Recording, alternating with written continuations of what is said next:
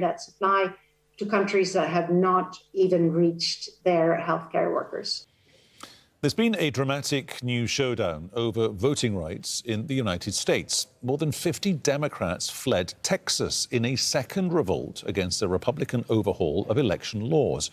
The move denies the state legislature the minimum numbers to conduct business and vote on the bill. Republicans want to impose new identification requirements on mail-in ballots and ban 24-hour and drive-through voting. The state governor says Democrats who fled to Washington are likely to be arrested when they return.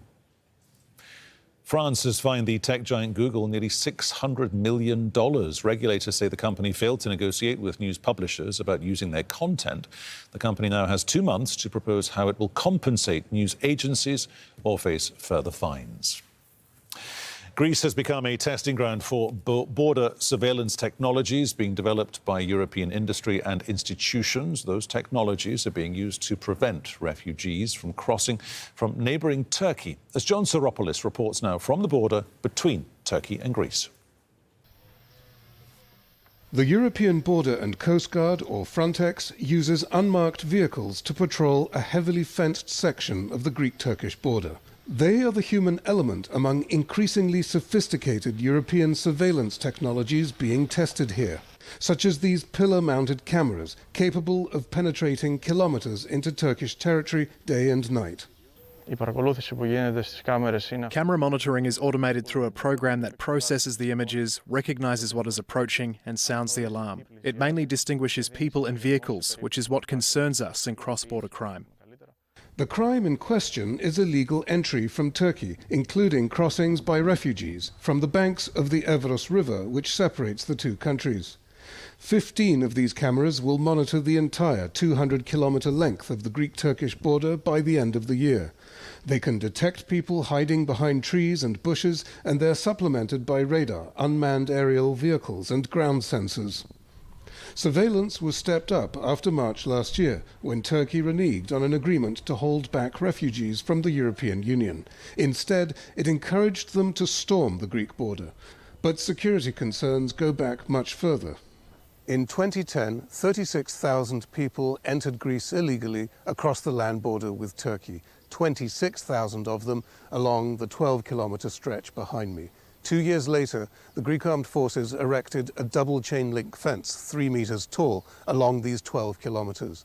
And after last year's events, that fence was reinforced with the 5-meter-tall steel palisade you see behind me.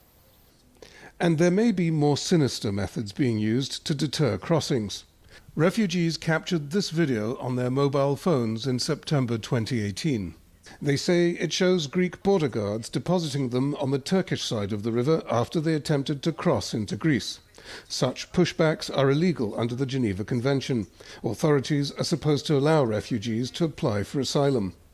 Forensic Architecture, an independent research team at Goldsmiths University in London, used 3D modelling to identify the precise location of this and other alleged pushbacks along the Evros, and says there is a set pattern once illegal entrants are arrested in Greece.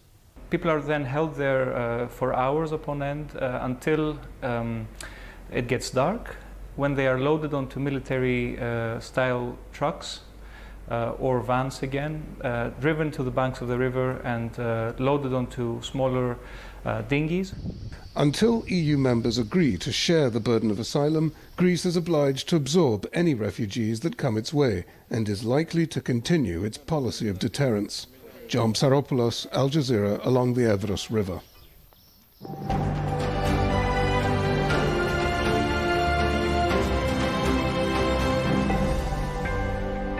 Updating your top stories here on Al Jazeera. South Africa's military has been deployed to contain violent protests. At least 45 people have now been killed.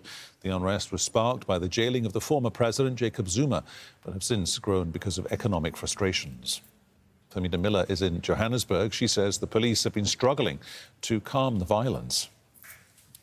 There are a couple of streets that are deserted, and that's certainly the hope, that the presence of the army will quell some of the riots that we've seen. The government has previously been criticized for deploying soldiers in hot spots during difficult times. One of them was during xenophobic attacks in Johannesburg, and now we're seeing it again during this unrest. Also another time at the beginning of the COVID-19 lockdown in South Africa to ensure that people adhere to those restrictions. The concern is that soldiers aren't necessarily trained in terms of crowd control and dealing with civilians. Iraq's Prime Minister is promising accountability after a fire at a coronavirus ward killed 92 people. He's ordered the arrest and the suspension of several local officials in Nasiriyah.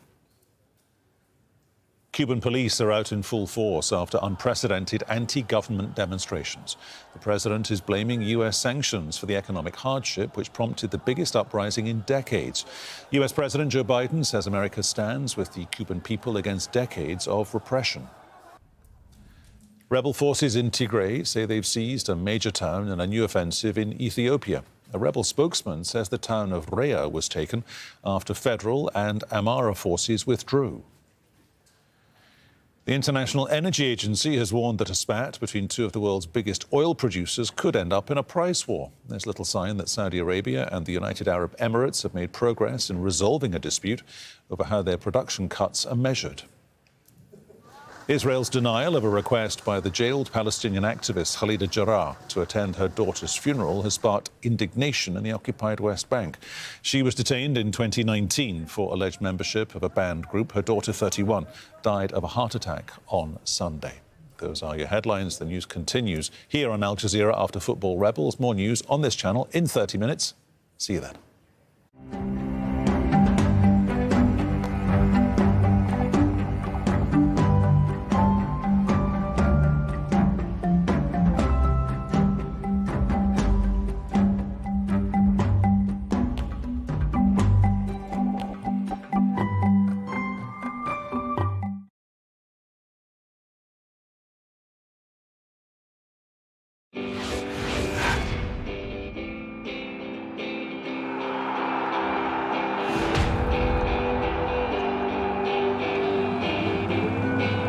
Qu'est-ce qu'on connaît du football?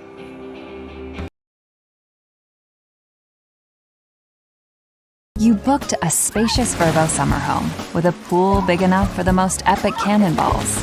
But Explore. Weekends on C-SPAN 2.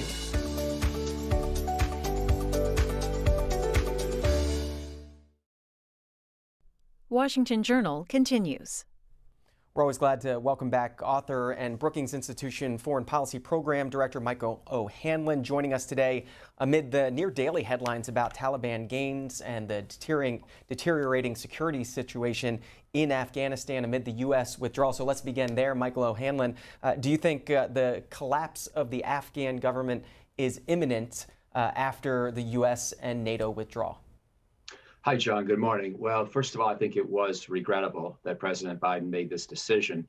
We had already reduced U.S. forces by more than 95% relative to peak. And I think that was a sustainable level to give the peace process a serious chance. I understand his frustration. I understand the frustration of most Americans with this conflict, but we were playing a supporting role, not a major combat role, really for the last few years. And having said that, I do think that there is a serious danger of Afghanistan government collapse in the next few months, although there's nothing inevitable about it. At least, I'll put it this way, I am not prescient enough to see it as an imminent and unavoidable outcome. It's definitely one of two major possible outcomes, but the other outcome that's possible is the government holding on to significant chunks of the country and quite a fight developing between the government as well as affiliated militias and then the Taliban. For some period of months or years to come, that could make the violence and the refugee flows get much worse before anything is resolved. And, you know, we've seen civil wars go on for many, many years in Somalia, in other parts of, let's say, Yemen, or parts of the Sahel in Africa, historically in China at the turn of the 20th century for several decades. There's nothing about civil war that has to end quickly, I'm afraid. And so what we could be doing is not only resigning ourselves to the possibility of Taliban takeover, which would be quite bad, and I think the worst outcome, but also, even if we avoid that, through our limited help for the Afghan government, the possibility of a protracted and worsening civil war. So I think it's quite a regrettable situation. I argue in my new book, if I could mention it, The Art of War in an Age of Peace, that even though we do need to focus primarily on Russia and China in this era of great power competition, we don't need to and shouldn't avoid the secondary interests where we still have important American equities. And if we can find a modest way to stabilize a place like Afghanistan, or at least to prevent it from completely falling apart, that may be worth the effort of a few thousand U.S. troops. Alas, that decision's over, as you know, and now we're pretty much out. Is the Afghan government up for that fight? Paint the security picture right now. We hear about the number of districts that have been taken over by the Taliban. The latest number from today's New York Times, the Taliban has seized control of more than 160 of the country's roughly 400 districts just in the last 2 months. What does that mean on the ground? Well, primarily it means the Taliban controls the countryside, or at least large chunks of it, and the Afghan government still controls the cities. However, we know that it's inevitable the Taliban will attack a number of cities. And by cities, I mean everything from, Kabul, population 6 million, or Kandahar, population maybe 1 to 2 million, to the smaller provincial cities that maybe are more like large towns by the American lexicon. And I'm sure the Taliban will take some of those too, at least the smaller to mid-sized cities. So what we could see is the Afghan government holding on to large chunks of the north, not all, because some of those have already fallen to the Taliban, but especially in places where the ethnic composition of the population is not so conducive to Taliban success. I think the Afghan government may hold on. I think it'll try very hard to hold on to the capital city of Kabul, or at least large chunks of it. I think that the local politics in places like Mazar-e-Sharif up in the north will favor the government or its allies and not favor the Taliban. So some of those cities are likely to stay in government hands. I think a stalemate of some kind, probably with some back and forth motion, that's more likely than an outright Taliban takeover. But we'll have to see what happens in the next few months. We're talking about the U.S. withdrawal from Afghanistan. Let me give the viewers the phone lines to call in if you want to join this conversation with Michael O'Hanlon of the Brookings Institution this morning. If you support the withdrawal, 202-748-8000. If you oppose the withdrawal, 202-748-8001. And do want to hear the stories and the thoughts of Afghan war veterans. 202-748-8002 is that special line we've set aside for Afghan war veterans. You can go ahead and start calling in as we show this picture from the Wall Street Journal this morning. Army General Scott Miller on the left there, the top U.S. commander, handing over the reins of the Afghan operation to Marine General Frank McKenzie. Michael O'Hanlon, what can the United States do now? What does it mean to support Afghanistan from, quote, over the horizon? What does that allow us to do? Well, John, first of all, thank you for having the special line for Afghan veterans, and I'm sure you want to join me in thanking all of them. This is a moment where Certainly. The U.S. role is coming to an end. We have not managed to get the kind of outcome that we wanted, and things are very fraught. But nonetheless, for 20 years, through the efforts of our men and women in uniform and in the State Department, in the Agency for International Development, with non-governmental organizations and people from around the world, we've managed to prevent another attack on the United States emanating from Afghanistan. And we've managed to help the Afghan people make a lot of progress on women's rights, on life expectancy. Despite all the problems, things are much better in Afghanistan today than they were in the late 1990s, or at least they had been up until the worsening war. But in any event, I want to thank all the Americans who have done so much and given so much. Just because we're not at the place we wanted to be, it does not in any way denigrate their sacrifice. And I'm sure this is a moment for us all to say thank you. But with that said, let me now, turn to the issue of what comes next. And I think what we're going to have to try to do is twofold. To start with, keep our aid flowing so the Afghan army and police are able to keep up the fight. They need the resources. They don't have enough themselves yet. And then secondly, find a way to keep the Afghan Air Force operational with some degree of Western contractor support. That gets to your question about over-the-horizon counterterrorism. The Afghan army and police can't do this from over the horizon, and they are the most important instrument of combat here. In fact, they have been the most important instrument for 6 or 8 years.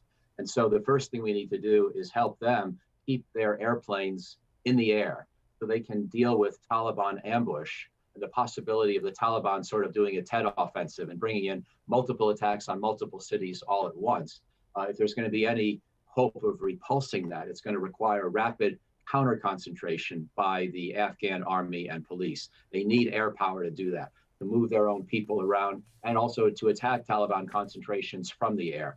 So over the horizon can do some of our intelligence gathering, whether it's from aircraft operating out of the Persian Gulf region, whether it's from spy satellites, whether it's from airplanes off a carrier in the Indian Ocean. But we're going to have to find some way to keep the Afghan Air Force flying. And that may mean some logistics arrangements with neighboring countries like Tajikistan or Kazakhstan or Uzbekistan, Turkmenistan. These are some of the candidate countries. Maybe Pakistan would allow the Afghan Air Force to maintain its equipment in Pakistan, even though the Pakistan intelligence service has been the main supporter of the Taliban over the years, but it's at least worth asking. So those are some of the things we're going to have to do. In one sense, to conclude, I'm afraid that over the horizon counterterrorism is a little bit of an oxymoron, because the real way you get intelligence that you need to go after specific terrorists is through on-the-ground human intelligence networks. And all these satellites and faraway airplanes really can't fully compensate. But if the Taliban allow al-Qaeda to establish a big base or otherwise do a lot of operational planning from Afghan territory, I think we will see that even from our more remote assets, and then we can respond. So I don't expect a big al-Qaeda base to be developed on Afghan soil the way it was prior to the 9/11 attacks, but I do expect that there'll be a lot of smaller problems here and there that will be hard for us to keep an eye on from over the horizon. Michael O'Hanlon is our guest of the Brookings Institution. He's the Research and Foreign Policy Program Director there, specializing in U.S. defense strategy. Also, the author of the new book, The Art of War in the Age of Peace, U.S. Grand Strategy and Resolute Restraint. Joining us this morning to take your phone calls. We'll get right to those calls. Sam in Williamson, West Virginia on that line for those who oppose the U.S. withdrawal. Sam, good morning. Good morning. I'm glad to hear from you. I'm thankful that you let me be on the air with you. Why do you oppose the U.S. withdrawal from Afghanistan, Sam? We've established a foothold in Afghanistan, and we have gained friends by being over there. But if we evacuate Afghanistan, there's going to be a huge sucking sound. Democracy will be gone from that country. We will not have any particulars in that field. And our enemies will use this evacuation of Afghanistan as a sign of weakness. That's Sam in West Virginia. Michael O'Hanlon, before I let you jump in, I want to play President Biden talking about the U.S. withdrawal, and President Biden specifically addressing those who favor continuing to keep troops in Afghanistan. This is what the president said just a week or two ago. How many thousands more Americans' daughters and sons were you willing to risk? How long would you have them stay? Already we have members of our military whose parents fought in Afghanistan 20 years ago. Would you send their children and their grandchildren as well? Would you send your own son or daughter? After 20 years, $1 trillion spent training and equipping hundreds of thousands of Afghan national security and defense forces. 2,448 Americans killed, 20,722 more wounded, and untold thousands coming home with unseen trauma to their mental health.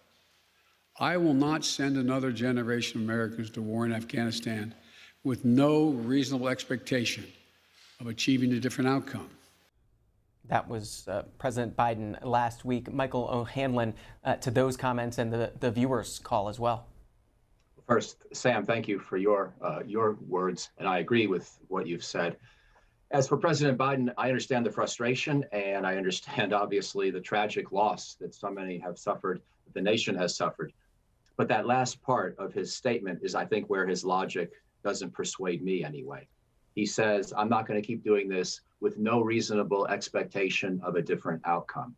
I see a big difference between an Afghanistan in complete collapse or outright civil war versus the Afghanistan that we've had in the last few years. That's an enormous difference. So I think President Biden, on that point, is presupposing that collapse was going to happen anyway if we stayed, or maybe that it can be averted now and a peace deal can be reached now. Well, no, collapse was not happening in the last few years. There was a gradual, very slow progress by the Taliban, yes, but the Afghan government was still holding on to all the major cities, most of the mid-sized cities, and most of the major roads, with only about 3,000 Americans there to help in the process.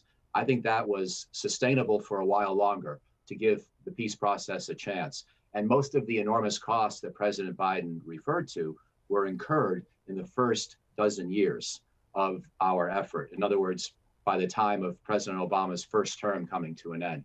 In the last two presidencies, or President Obama's second term and President Trump's term, we have not had large losses.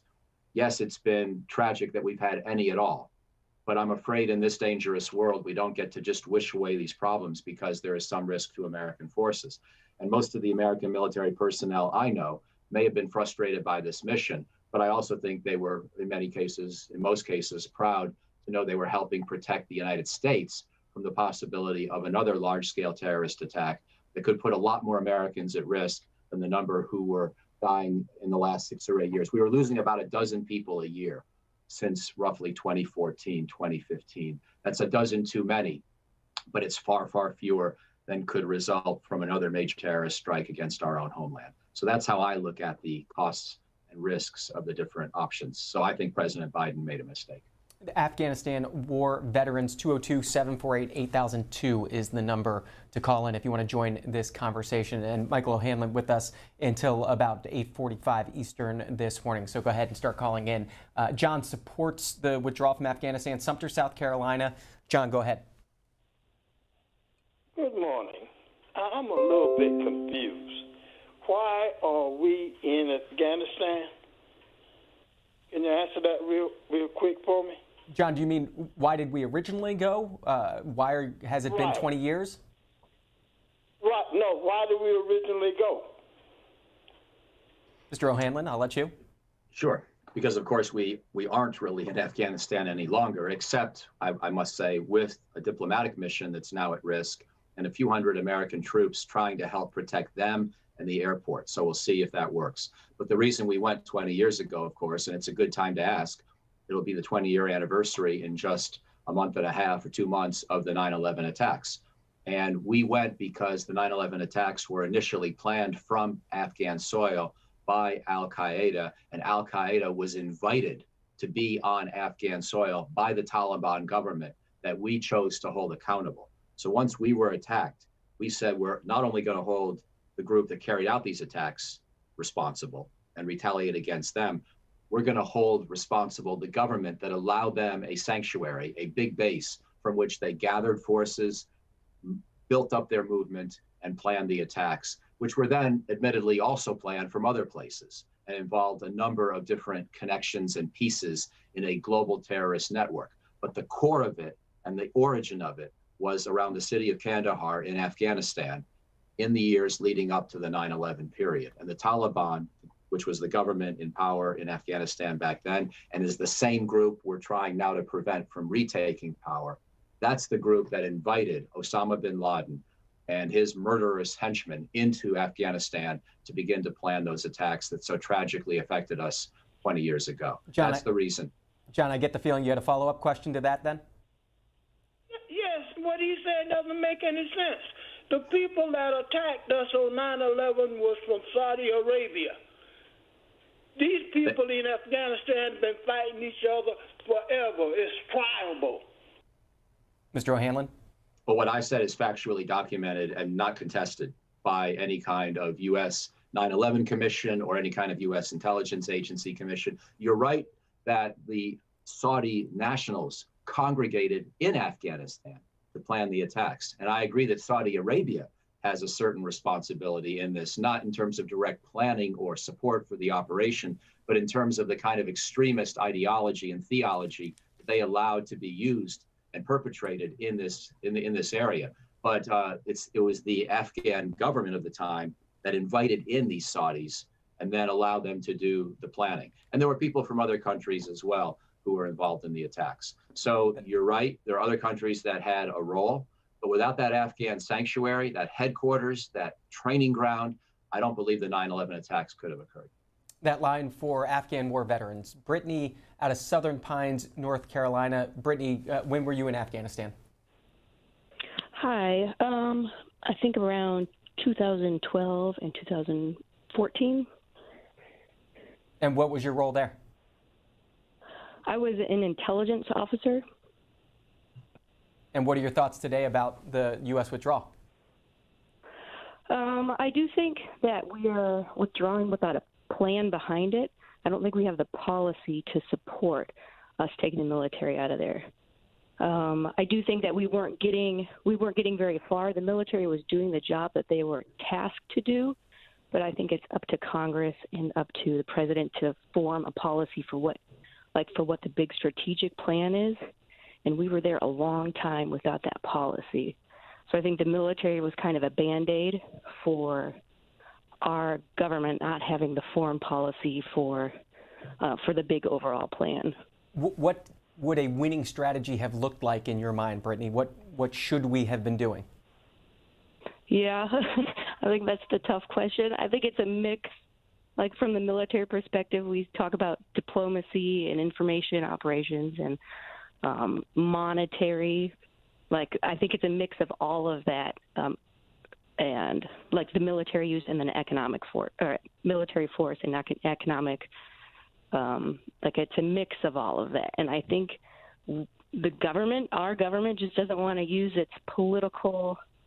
It doesn't want to take all the time and use, figure out this policy that is a mixture of all of those things. And the easy answer, while it takes a lot of money and it takes human lives, the easy answer is just throw the military at it. And they do a good job, but it's not going to be the final solution for it. So I think it takes like more diplomacy, more aid in the area and things like that. But it needs a big overall plan that the military is not tasked to figure out. Brittany, thanks for that. Michael O'Hanlon, let you join this conversation. First, thank you, Brittany, for your call and your service. And I agree with you that there was never a strategy that really fully worked. I do think we brought in a lot of diplomats and development specialists. And to some extent, the Afghanistan problem was just so hard that even with this amazing American effort, with some of the best people on the ground that I've ever seen serve in the United States, that we were not able to rescue Afghanistan from what we hoped. You know, people will say we shouldn't have tried nation building. Well, the problem is that initially, in the early years after we overthrew the Taliban, in the early years of the Bush administration, we really didn't try nation building or even limited amount of development and state building. And then what happened? The warlords started to come back, the Taliban started to come back, and the Afghan government wasn't strong enough to deal with that because we hadn't done any state building. And so we decided under the last year or two of President Bush and then the first couple of years of President Obama to try a more comprehensive approach. I think we did try it, but I think it may have been too little too late. Or maybe it was frankly too much too late. What I mean by that is we threw huge amounts of military and economic and diplomatic resources at Afghanistan for a few years. And I accept some personal responsibility for having supported that kind of effort. I was hopeful that it would rescue the situation, and it really didn't. It was trying to do too much in too small of a time period, as it turned out, for what Afghanistan could realistically absorb. So we needed more modest goals and a longer term time horizon, and maybe no expectation that we could leave anytime in the foreseeable future. Maybe having a few thousand US troops for many, many years is the least bad option. In fact, I think that's where we had arrived essentially by the latter Obama years and the Trump years. And I think that's the policy we should have kept for a while. Are there historical lessons here? What happened when the USSR withdrew from Afghanistan. That was in the late 80s, correct? Yeah, well, two things about that. One, the Soviets, of course, went in without anybody asking them. The Afghan government wanted us and our NATO partners in the international community. And this was the most massive multinational effort in the history, really, of the planet. And it just goes to show how hard the problem was, that even with all that effort, we couldn't succeed to the extent we wished. So that's certainly a lesson, but it is a distinction of what we did versus what the Soviets did. But secondly, the Afghan government that was installed by the Soviets survived for about 3 more years after the Soviet forces had left the country. It wasn't until the Soviet Union fell apart and then therefore the aid flow, the money, stopped flowing to the Afghan government that you saw the Taliban and other militia groups. Actually, at that time, it wasn't yet the Taliban, it was other warlords, really take over chunks of the country and then turn the place into a battlefield for civil war. So if we keep our economic and military aid flowing and get our technical support for the Afghan Air Force back in place and give them some diplomatic support the way President Biden did when he invited President Ghani to Washington about 2 weeks ago, I think there is a decent chance the Afghan government can hold on to a good fraction of the country. I'm not going to predict that outcome, but I think it's the one we should be attempting, even now with our combat forces back home. Angola, Indiana, this is Kevin, supports the U.S. withdrawal from Afghanistan. Good morning. It's Evan, E-V-A-N. Sorry about that. Evan, go ahead. I favor the withdrawal because I think it violates the basic principles of the United States Constitution, which ban using war as an instrument of foreign policy. I've come to that over the years since Korea.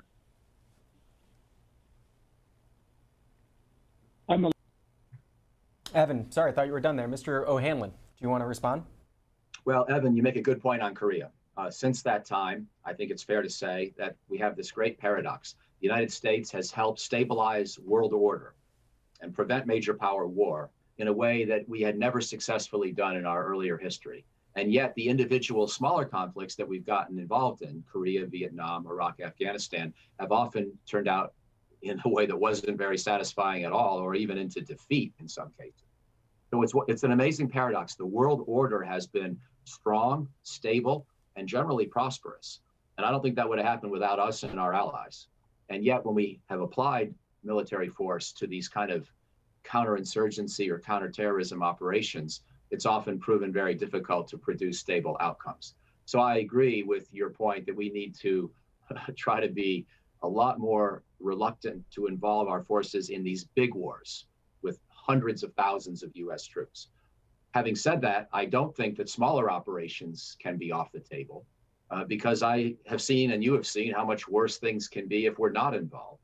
And by the way, our Constitution does not ban war, but what it does do is it requires a congressional vote to authorize war.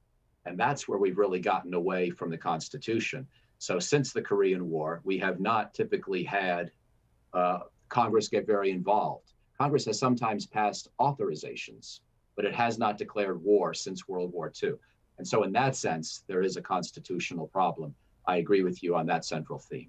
Just after 8:30 on the East Coast here, and Michael O'Hanlon, you, in your last answer there, moving to some of the themes of your book, The Art of War in the Age of Peace. Plenty of adversaries right now for the United States in the world. Russia, China, Iran, North Korea. Who most concerns you? Well, I don't know that I have either enough clairvoyance or that we have the luxury as a nation to really identify one above the others, because historically what's often happened is once we fixate on one potential concern, it's somebody else who strikes us at that moment. Bob Gates, the former Secretary of Defense, said that we had a perfect record of preventing or of forecasting the next war. We always got it wrong. We always failed to see where the next conflict was going to come. And therefore, even though I would probably prioritize Russia myself, I would also acknowledge that we have to be very concerned about China, the most powerful rising nation on the planet right now, and Kim Jong-un in North Korea, who remains a very dangerous and unpredictable dictator. And then the broader Middle East region, I think, is less likely to produce a huge war or a nuclear war, but it is continually posing problems for our allies, produced these huge refugee flows into Europe a few years ago when ISIS took over parts of Syria and Iraq. And so the Pentagon has been using this framework for a few years they call 4+1, which I think is a nice way to summarize the best answer I can give to your question. I think we have to focus on Russia and China, North Korea and Iran, and then transnational terrorism like Al-Qaeda and ISIS. So it's the 4 countries, Russia, China, North Korea, Iran, and then the one additional transnational or multinational terrorist movements, system of terrorist movements. That's the way I would prioritize our concerns. I don't think that we can, in fact, off of that list, start saying that some of these threats are unimportant and therefore can be relegated to the dustbin of our foreign policy. And if you'll permit me, one other idea I try to introduce in the book is that, okay, there's an old 4+1, the threats I just mentioned.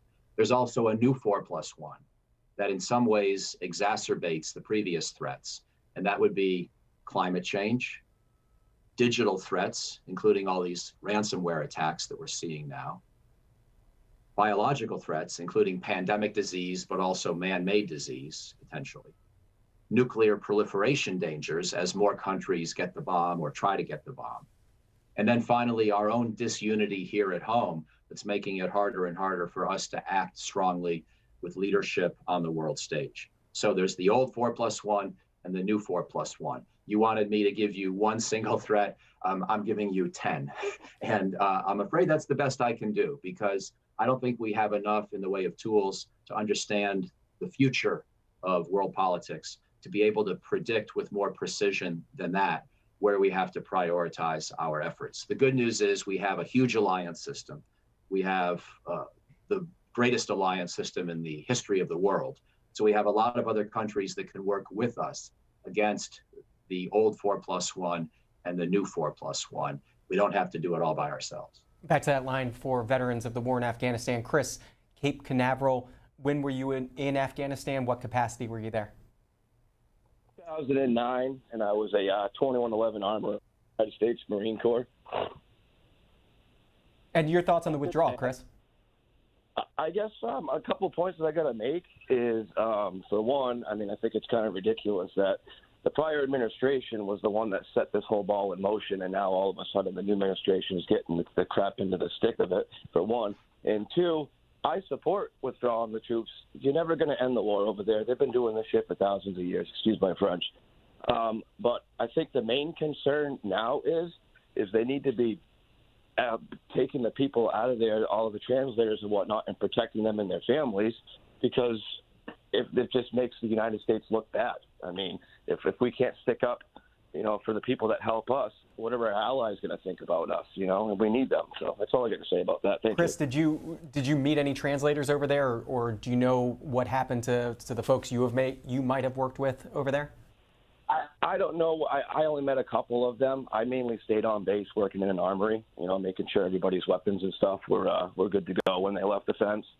But, I mean, like I said, I mean, it comes down to their safety and their families, and they're already, starting to do killings and one over there, and nobody's really reporting on what they're going to do with all these people. They need to evacuate them.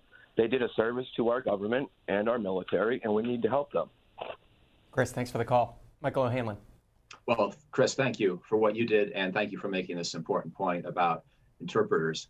I'm just going to make one additional point about the history, which is that in the 1980s, the Afghans helped us win the Cold War. The Soviets invaded their country, and the Soviets brought the instability. The Afghans, for the previous half century, had, at least by their own standards, had a pretty decent run of relative stability. A lot of Americans I know who like to travel and are just a little bit older than I am, they often went to Afghanistan in the 70s on tourism, on backpacking trips. I mean, yes, it was the Wild West, but it was not at war. It went to war when the Soviets moved in. And then we funneled weaponry into the Mujahideen forces in Afghanistan who fought against the Soviets, defeated the Soviets, forced the Soviets to withdraw, and then led to the end of the Cold War when Gorbachev came in, partly as a result of the failure of the Soviets in their Afghanistan invasion. In other words, the Afghans helped us win the Cold War. So when I think of loyalty, I also think in terms of loyalty over half a century. And I don't want to leave Afghanistan on its own when part of the reason it's been so mired in conflict is because they helped us win the Cold War after the Soviets invaded, and we helped them fight back. So admittedly, that's not a reason to do the impossible. If the mission that we were focused on was not showing any progress or any sign of potential success, then I would have to run up the white flag. But unlike President Biden, I do see a big difference between where things had been, semi-stable, with the government in control of most of the major population centers, versus where things are headed now, which I believe will be much worse. Bluefield, West Virginia, this is Kelly. Good morning. You're on with Michael O'Hanlon. Yeah, anytime the Congress sends troops into a foreign country, we send them in, and then we say, okay, these are the rules. If you send the U.S. military in there and tell them to do their job, then it would be done. And but we send them in, and then we tie their hands as the rules of engagement. And could you tell me why we don't use the drones anymore? I don't understand that the drones could seek out and find and destroy anybody, but we don't even use them anymore. Thank you. Well, I think that two things. First of all, the rules of engagement were pretty robust. We did a lot of shooting and a lot of killing in the course of our 20 years. And when we found targets that we knew were enemy targets, and sometimes we made mistakes, but for the most part, there was very good leadership under people like General McChrystal, General Petraeus, General Allen, General Dunford, some of the best American military leaders I've ever seen in action. And they were very concerned about allowing their own forces to protect themselves and to go after the enemy very hard, but also not to kill innocent Afghans. And that's a very difficult challenge in a place like this where the enemy is trying to hide inside of the civilian population. So I agree with your point. We should have kept the drones, which means we should have kept bases, a couple of bases in Afghanistan, not a lot, but a couple. And we had sort of downsized to about that level of effort under President Trump and before that President Obama. I think that's where President Biden should have kept our presence and our effort. Then we could have kept using the drones, most of which are relatively short range. So you can't really easily fly them in from Qatar or Bahrain or Kuwait in the Persian Gulf. It's just too difficult. So to use the drones, we would have had to keep a couple big American bases. But that's exactly what President Biden has just decided to eliminate. Out to the Beehive State, this is JL in LaSalle, Utah. Good morning. Good morning. Thanks for taking my call. Appreciate the topic as well. I got a couple of questions. As far as the accountability, what would have success looked like, and is there a way to prevent this from happening again? I guess it happened in Nam. It's happened a lot since World War II, where we go and try to fix things and usually end up making things worse. And it doesn't seem like there was ever an objective here. War on terror seems like a kind of a flimsy thing to throw $1 trillion at. What would have success looked like? Is my ultimate question. Thank you. Thanks for the questions. Very profound question and very tough. Initially, we thought success would be just overthrowing the Taliban government, the very one that had harbored bin Laden, and then going after bin Laden. And as you know, that took us about 10 years. And we finally found him over the border in Pakistan. And we killed a lot of his operatives using the drones that were just referred to a moment ago. So we really did a lot of powerful work to destroy the al-Qaeda leadership. And President Biden has now reminded us that that goal has been at least provisionally achieved. And I think President Biden is correct about that. Al-Qaeda is a lot weaker right now than it had been prior to the 9/11 attacks. Unfortunately, what we started to see after a few years, in 2006, 7, 8, we started to see the Taliban getting stronger, partly because Pakistan helped them do so. Pakistan provided them assistance and sanctuary. And then the Taliban were in a position to start to attack the Afghan government. And at that point, we said, this looks very troubling because if we allow this path to continue, the Taliban could return to power and then perhaps yet again allow al-Qaeda to have sanctuary and then reconstitute on Afghan soil. So that's what led to the more ambitious mission. We tried to produce an Afghan army and police that would be strong enough to prevent the Taliban from coming back. And now you get into these big debates about nation building. But what you're really trying to do is still just prevent the same bad guys from returning to power who had struck us or been involved in supporting the strikes against us on 9/11. So counterterrorism was always the long-term objective. But to get to that point in a durable way, you needed to help the Afghan government stay on its feet and hold its country together. And that's why the mission evolved and expanded. So I take your point. It's a very frustrating experience. If you compare it to Vietnam, one last thing, I don't want to say that anything about Afghanistan has been good, and I really admire and am grateful for the sacrifice of so many. But compared to Vietnam, it was not nearly as negative of an experience for our troops. We lost about 2,500 people in Afghanistan. We lost 55,000 in Vietnam. The country always stayed supportive of the Afghanistan veterans, at least in broad brush. The country, of course, was very divided about Vietnam, even in terms of how it felt about our troops who had been sent there. So as much as we did not get this one quite to the place we wanted, I still think we prevented attacks on the homeland coming out of Afghanistan for the last 20 years. We gave Afghanistan a little better prospect for the future, at least for as long as we were there.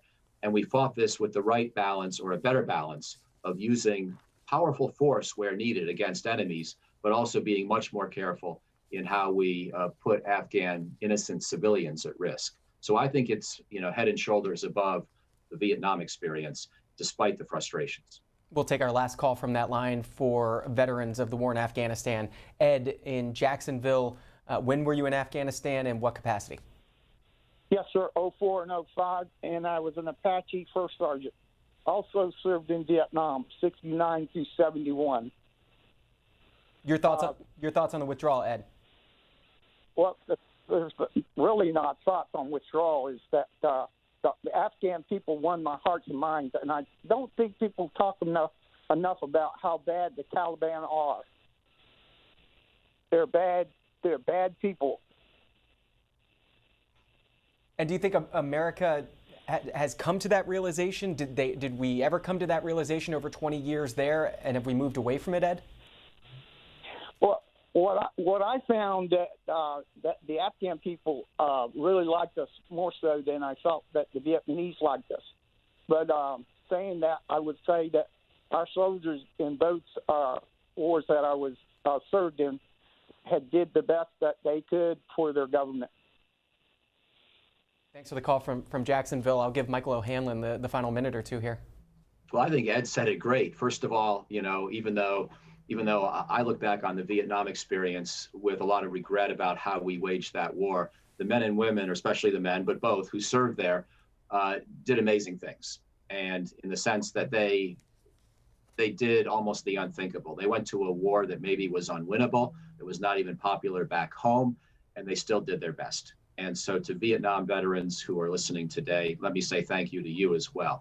And in fact, in some ways, the burden we put on you was in many ways greater, even greater than in Afghanistan, just because we never really collectively appreciated what you did as a country as much as we probably should have.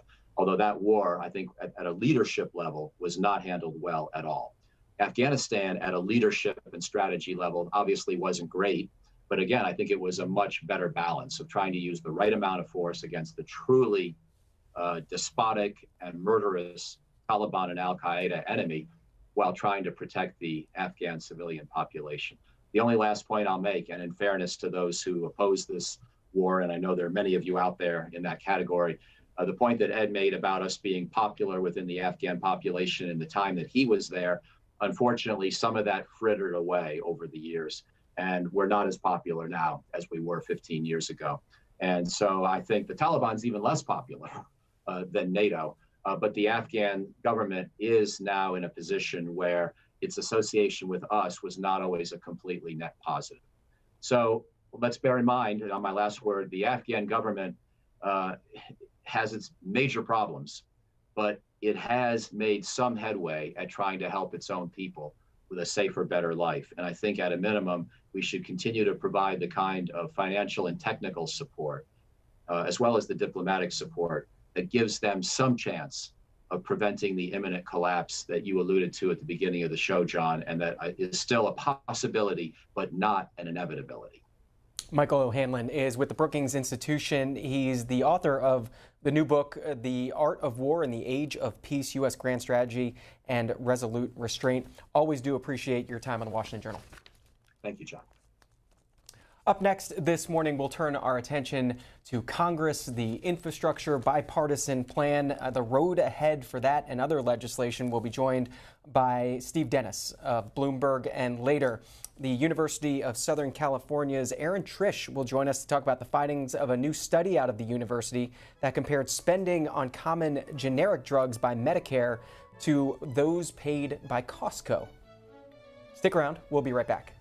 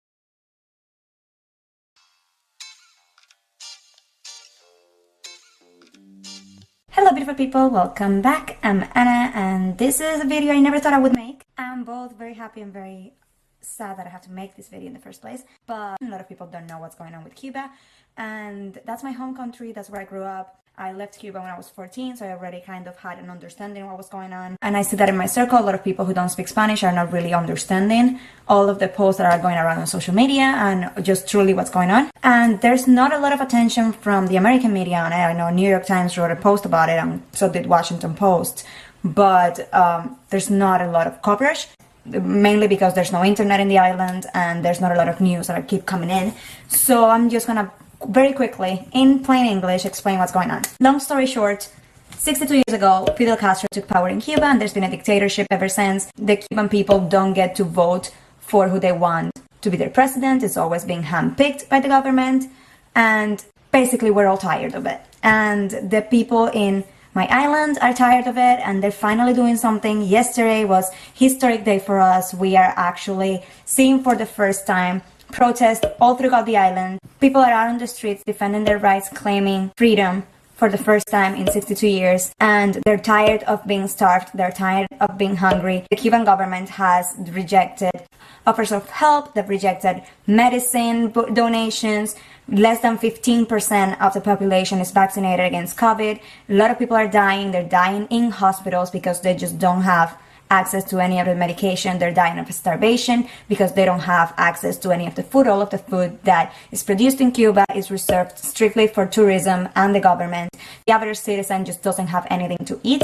So there's a combination of hunger and misery and poverty that the people have endured for 62 years. And just yesterday, the biggest protest in the history of Cuba since it became a dictatorship in 1959 erupted, and it's amazing, and it's the most wonderful thing that can happen to a country like Cuba. So if you're like me and you're someone who's Cuban but is not in the island, someone who's been here for a long time, I feel both helpless because there's nothing I can do from here other than this, other than letting people know what's going on, other than sharing the posts.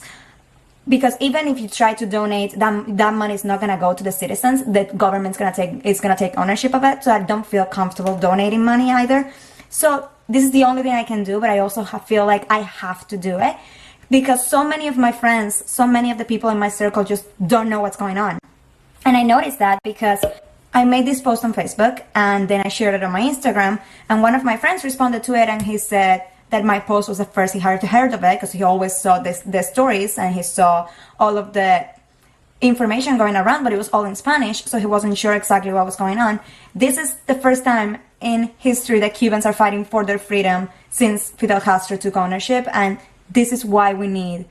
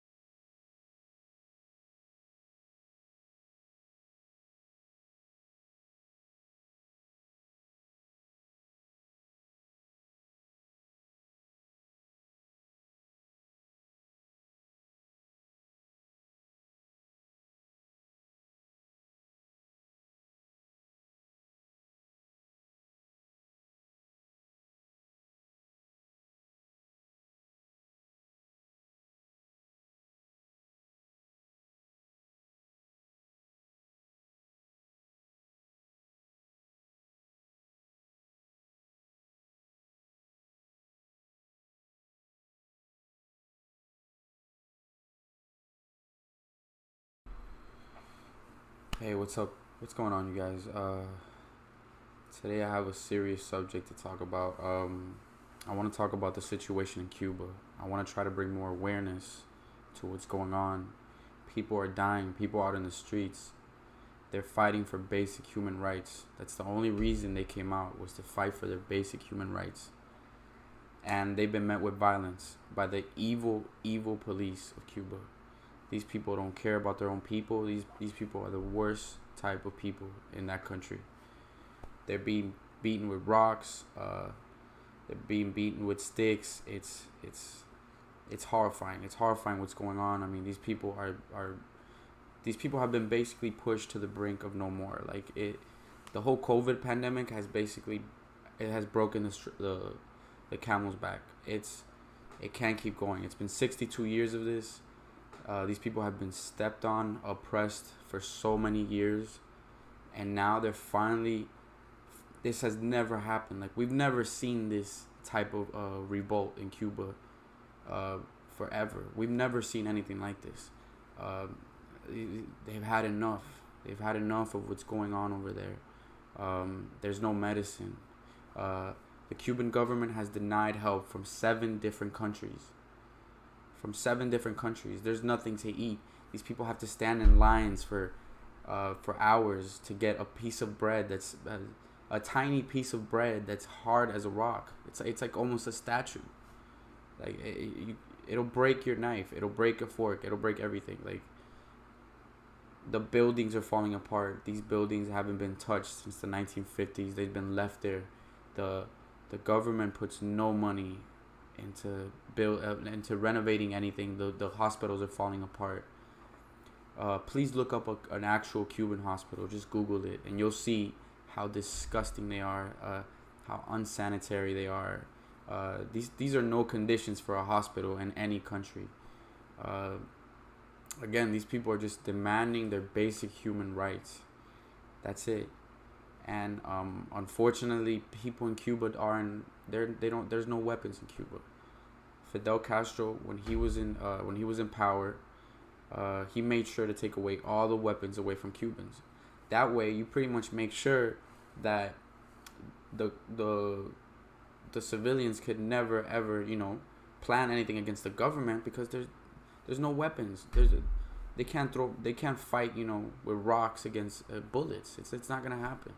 And there's already people being shot. There's a 13-year-old boy who lost his life. There's women who are being beaten. These are the worst type of people that you can imagine. These people don't care. They want to hurt their own people, and that's really what drives my mind crazy. Is why are these people hurting their own people? It makes no sense. They're poor just like them. Communism has destroyed Cuba completely. It used to be a beautiful island, and communism has slowly just destroyed it. And the government doesn't care at all for the people. They don't care if they die. They don't care. Currently, the people in Cuba, the people that show up at the hospital now with bullet wounds, they're being turned away. They're not being treated for it. The president Díaz-Canel already he basically told the Cuban public that they're going to take action. That they're going to take action against these people that are protesting. Mind you, these people started protesting peacefully. The police are the ones that started acting violently towards them. The president also said that you're going to have to walk over our dead bodies to basically take the system down, is what he was implying. So this guy is ruthless. He's a dictator. He still has a Twitter. I don't know why he's still being allowed on Twitter. And it's disgusting. It's disgusting what they're doing to these people. They really have no regard for human life, no regard for any of these people. These people are all dying of hunger. There's nothing to eat. There's no resources. There's nothing. There was a doctor who was beaten yesterday. Was beaten by the police, by the Cuban police, to death. A Cuban doctor. They're killing the doctors. They're killing everybody. These people have no way of defending themselves. The only way for For them to have any chance, there has to be a military intervention from another country. There has to be. These people cannot defend themselves. These people can't fight against the special forces. They can't fight against these people. They don't have the weapons. It's not a civil war if it's one side that just has the weapons. That's a genocide. That's pretty much a genocide, what's going on. And I'm very proud of the Cuban people. I'm very proud that they finally, after 62 years, they finally took a stand against this horrible disease known as communism. It has destroyed this island for 62 years. 62 years. It's taken a lot, but these people have finally been pushed to the edge. I mean, they can't take it anymore. Just too many people are dying. They're starving. This is a result of that. These people have no other choice. These people have no other choice. They're living in pure hell. And it makes me appreciate living in a free country like America even more, honestly. Because a lot of the freedoms that we have here, those people they've never even lived that. Mind you, 62 years, a lot of people have lived through this whole communist regime their whole life. So it's sad. Please spread awareness. SOS Cuba. People are dying. Young boys are being sent to basically hit people, to oppress the Cuban people, and they're being forced. Otherwise, they'll be put in jail. This government is ruthless. This government is ruthless, and they're taking every action. They're bringing in people from Venezuela now. Cuban soldiers from Venezuela, as well as Venezuelans. They're bringing them into Cuba to also oppress the public. They're basically giving it everything they got, because the Cuban people have never ever rebelled or revolted like this ever. It's never happened.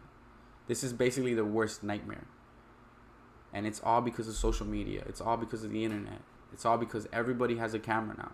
And that's never happened before. In the 62 years, that's never happened before. All the crimes against human rights that these people have committed over the years, they've never gotten to the light because there was no form of them getting to the light. There was no way. There was no social media. There was no Twitter. There was no hashtags. None of that. Seeing these images and these videos, they hurt. I know a lot of Cubans are hurt. I'm hurt. Being Cuban myself, it's just painful.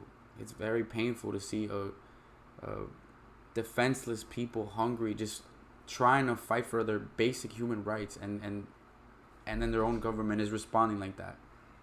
It's terrible. It's terrible. And I hope there's a military intervention. There's a petition you can currently go online and sign. I think it already passed 300,000 signatures, calling for a military intervention from the United States for Cuba. Please spread awareness. This is something that's never happened in Cuba. These people are fighting as hard as they can for their rights. And please just spread awareness and pray for Cuba, please.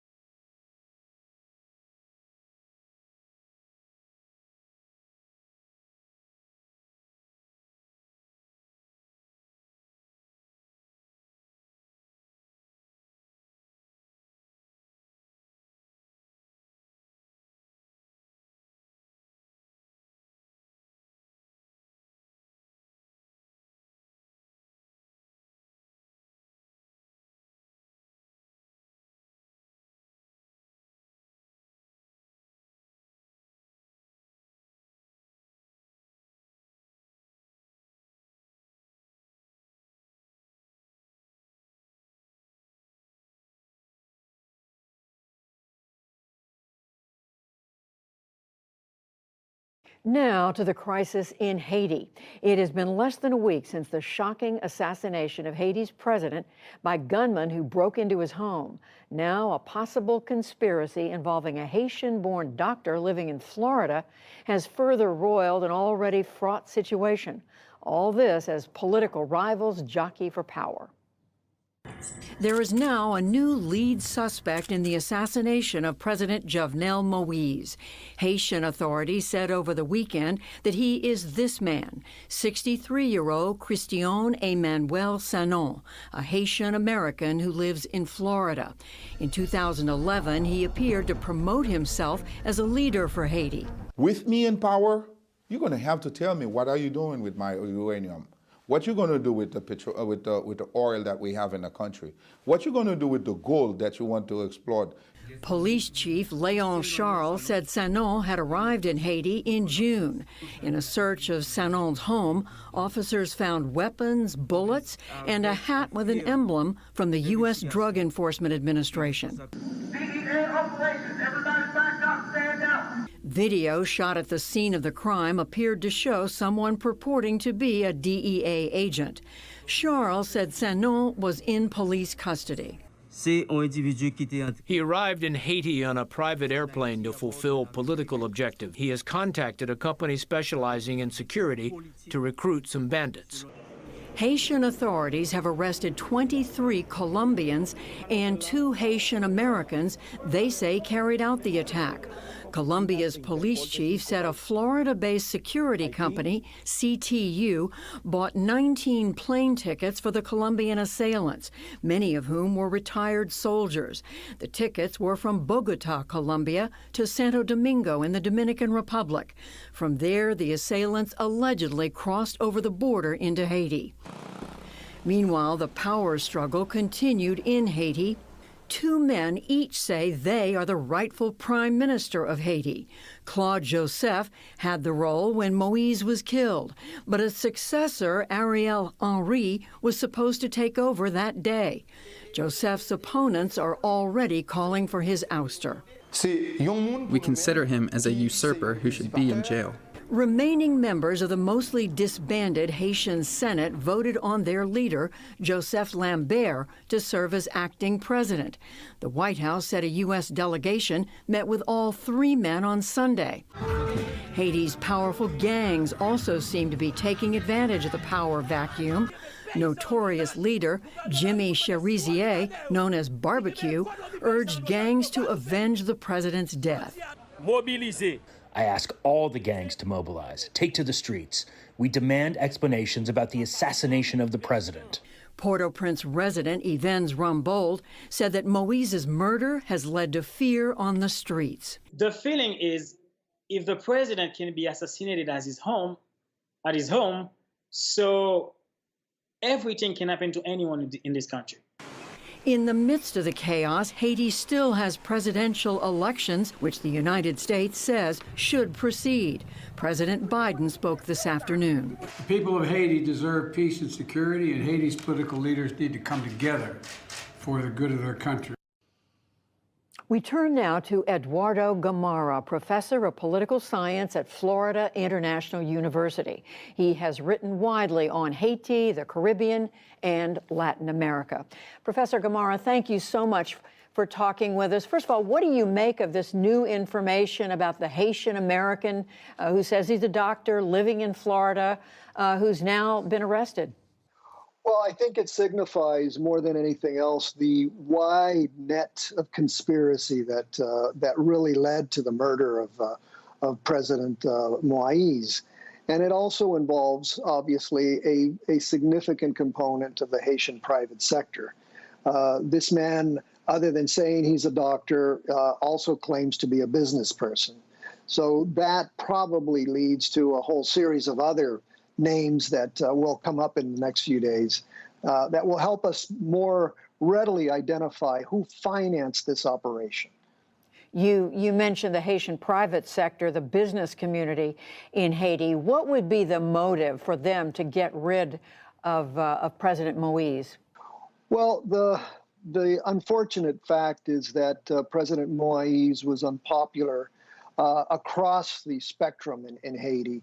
But he also stepped on a few toes in the private sector, was facing the wrath of some of the most important business people who not only were his political opponents, but who also, in essence, pledged to have him removed. And what you're saying is it may be difficult to draw a line between what they may have said about him and what finally happened to him.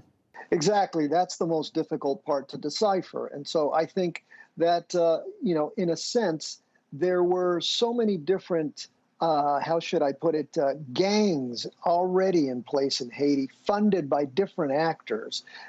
Gangs related to drug trafficking, simple gangs related to street neighborhoods, for example.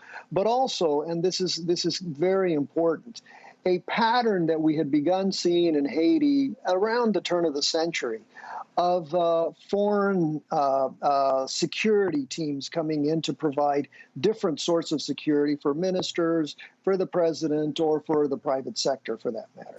Do you think Haiti law enforcement will ultimately get to the bottom of who did this?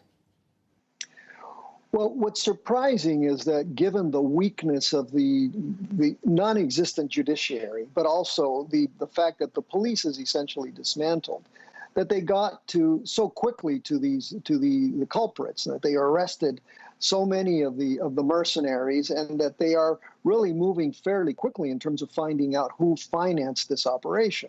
Professor Gamarra, what about the political piece of this? There are now, three people, different people who are saying they should be in charge, who may be laying claim to being prime minister. Where do you see this? How do you see this playing itself out?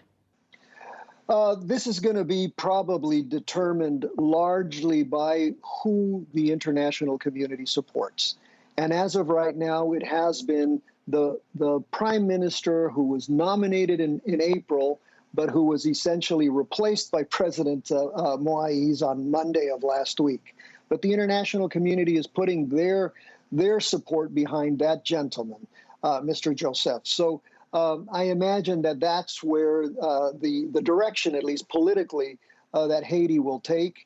But again, even in that context, holding elections in Haiti, which I think is what the international community expects, is going to be difficult given the fact that things are so unraveled at the moment and that really there appears to be chaos, at least in Port-au-Prince.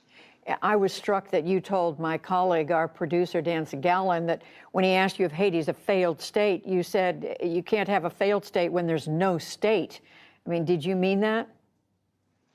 Yes, unfortunately, Haiti has been in a very precarious situation in terms of institution building, and probably going back since the collapse of the Duvalier regime in the middle of the 1980s. This is a transition to democracy that never really gelled, that never was able to produce political parties, stable institutions, even a constitutional regime. And in the context of natural catastrophes and recurring political crises, what you've had is complete political implosion. And so here we are now with two prime ministers who, in a parliamentary system that, with a parliament that doesn't exist, with a judiciary that's collapsed, with a police that's essentially half of what it used to be 4 years ago, with no armed forces, with no institutionality. It's very difficult to see the presence of a state. Such a difficult set of circumstances. Professor Eduardo Gamarra, Florida International University, thank you very much. Thank you very much, Judy.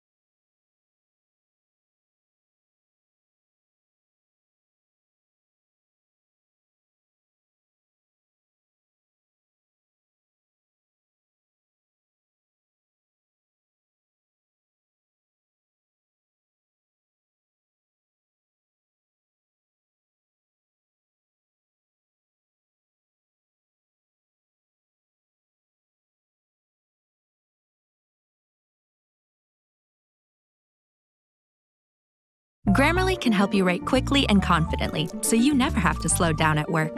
Stay on top of email.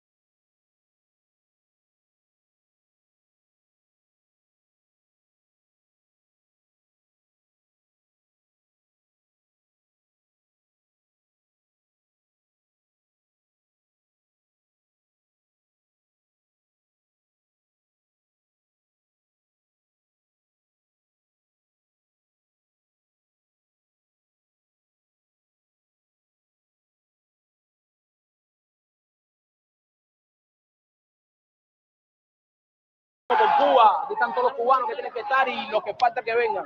Ahí nomás, escucharon, todo el mundo. Vamos allá.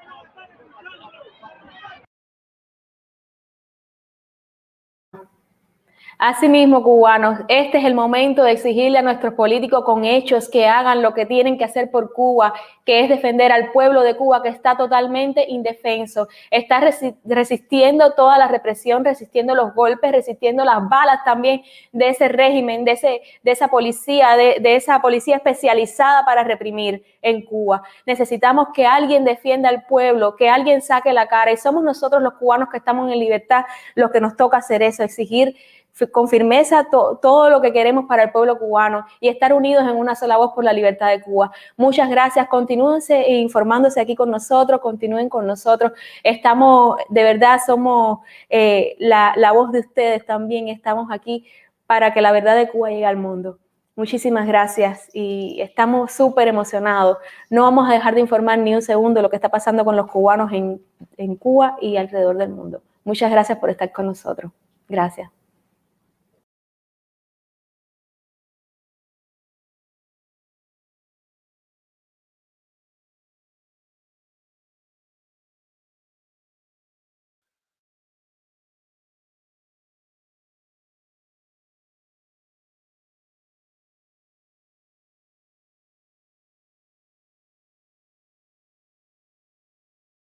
Clearly about what's at stake and not get distracted. And final thing I'll just say, we'll get no help from corporate media in this country. We will get no help from big tech. Big tech is letting the dictator in Havana tweet all kinds of nonsense. I try to put out videos with scientists about kids wearing masks in school, and they censor me. They took down the president of the United States. They put them on the scale when they want to, and they're making a conscious decision to basically allow the regime to elevate itself and be able to do it. So we're not going to get help from big tech. We're not going to get help from corporate media entities like NBC or CNN, and you can expect them to do all they can to run interference for the regime. So that's where we're at. We've got a lot of stuff. There's going to be a lot of folks who are going to want to muddy the waters here. But you know, my view is that when you speak the truth with conviction, courage, and clarity, that is more powerful than all the tech companies in the world. And so we've just got to stand together and let our voices heard. So we're going to go around and hear from some great folks. So we'll hear from the Lieutenant Governor, and then we'll hear from Miriam and some of the other great people around here. Well, good afternoon. Thank you, Governor. Thank you all so much for being here. It's such an honor to be with so many heroes, leaders, those that have fought the good fight, that have aligned with freedom in Cuba.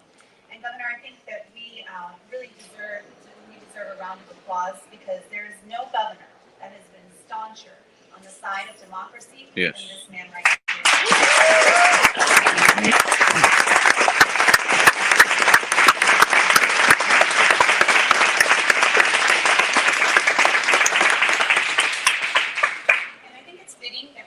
On July 13th, on the anniversary of the massacre,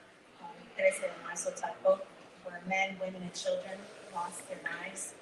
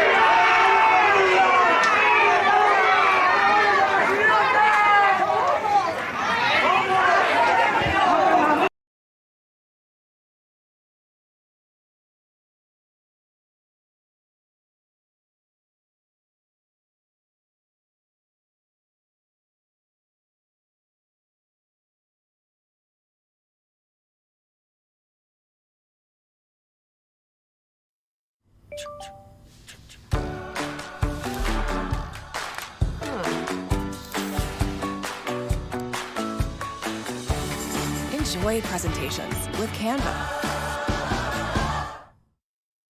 Meanwhile, authorities in Cuba have blocked access to social media sites in an effort to quell the island's largest protests in decades.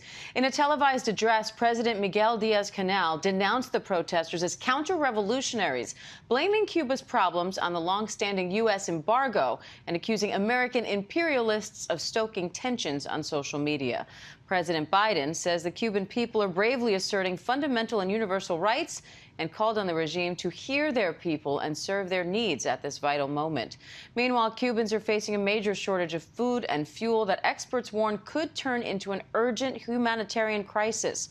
Michael Bustamante is a Latin American history professor at Florida International University and author of Cuban Memory Wars, Retrospective Politics in Revolution and Exile, and he joins me now for more on this. Michael, we've heard these protests described as unprecedented. So what makes them so unique and why now? Hi, it's good to be with you. Simply put, we haven't seen anything like this in 60 years. The last time that there was anything remotely like this, you'd have to go back to 1994, when Cuba, sort of in the depths of its economic crisis at that time, after the fall of the Soviet Union, did see some sort of spontaneous demonstrations on the streets, but only in Havana. And what happened on Sunday was remarkable because it didn't begin in Havana. And it spread to a number of towns and cities across the island. So really the scale of the demonstrations is simply unprecedented. And President Miguel Díaz-Canel spoke for 4 hours yesterday, condemning the protests. He seems to be offering no signs of backing down here. So where does this all go from here?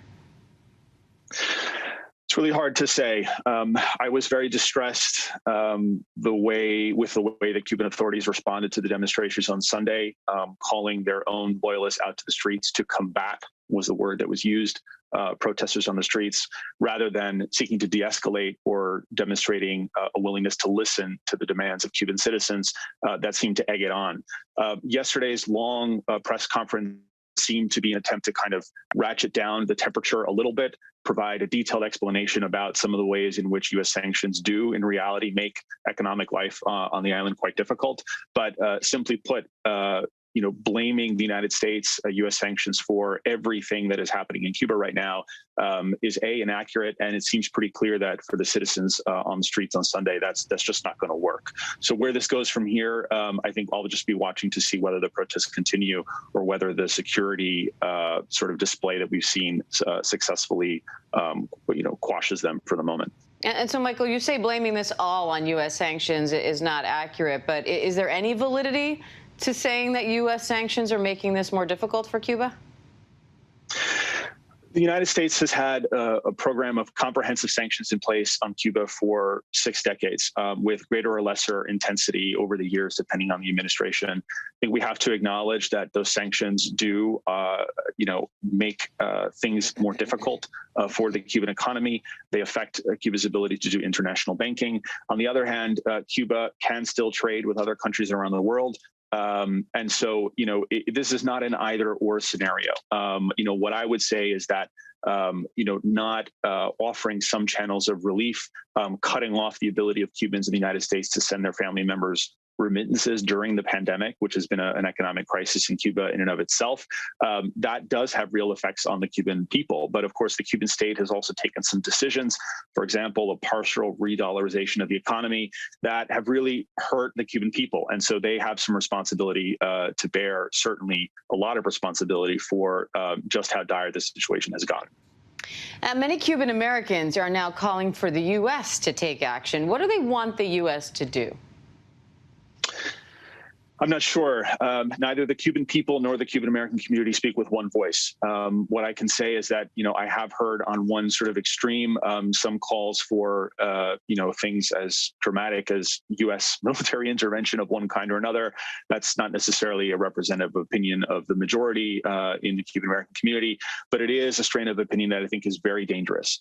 The last thing that we should be doing if you want to support the right of protesters to be heard by the government is to propose something that will feed into the government's narrative that this is simply a kind of a plot that's cooked up outside of the United States in Washington or in Miami. Those calls are irresponsible. They're dangerous. And the smartest voices in Cuban civil society have been saying so. So I hope that those in the Cuban American community who are making those calls will listen to some reasoning here. And we've heard experts warning that intervention could actually exacerbate an already urgent humanitarian situation there. Why is that?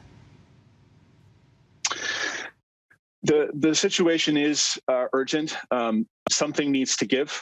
Cuba's economy has been hurt dramatically by COVID. It's an economy that's linked to tourism in a very important way. Cuba is going through its worst sort of moment of the COVID crisis itself in terms of the disease, after having been able to control it pretty well through the end of last year. I would say that some kind of outside help is needed. Cuban Americans, for example, many are trying to figure out ways to get medicines, foods that are in short supply. So I think U.S. policy changes that can actually help facilitate some of that humanitarian aid and show the United States as being a friendly face to the Cuban people rather than antagonist. Those are not moves that are in contradiction with the demand of the protesters. I would say rather that they actually are consistent with them. All right, Michael Bustamante, great to have you today. Thank you for taking the time. Thanks.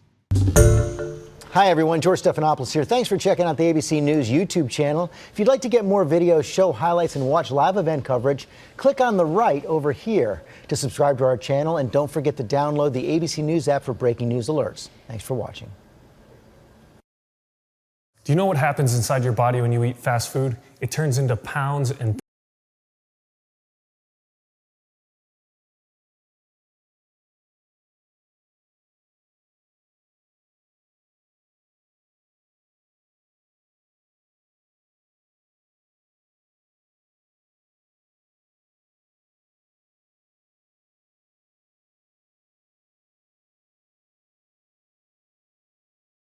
their lives at the hands of a murderous thug for nothing more than the grave sin of trying to escape tyranny and search for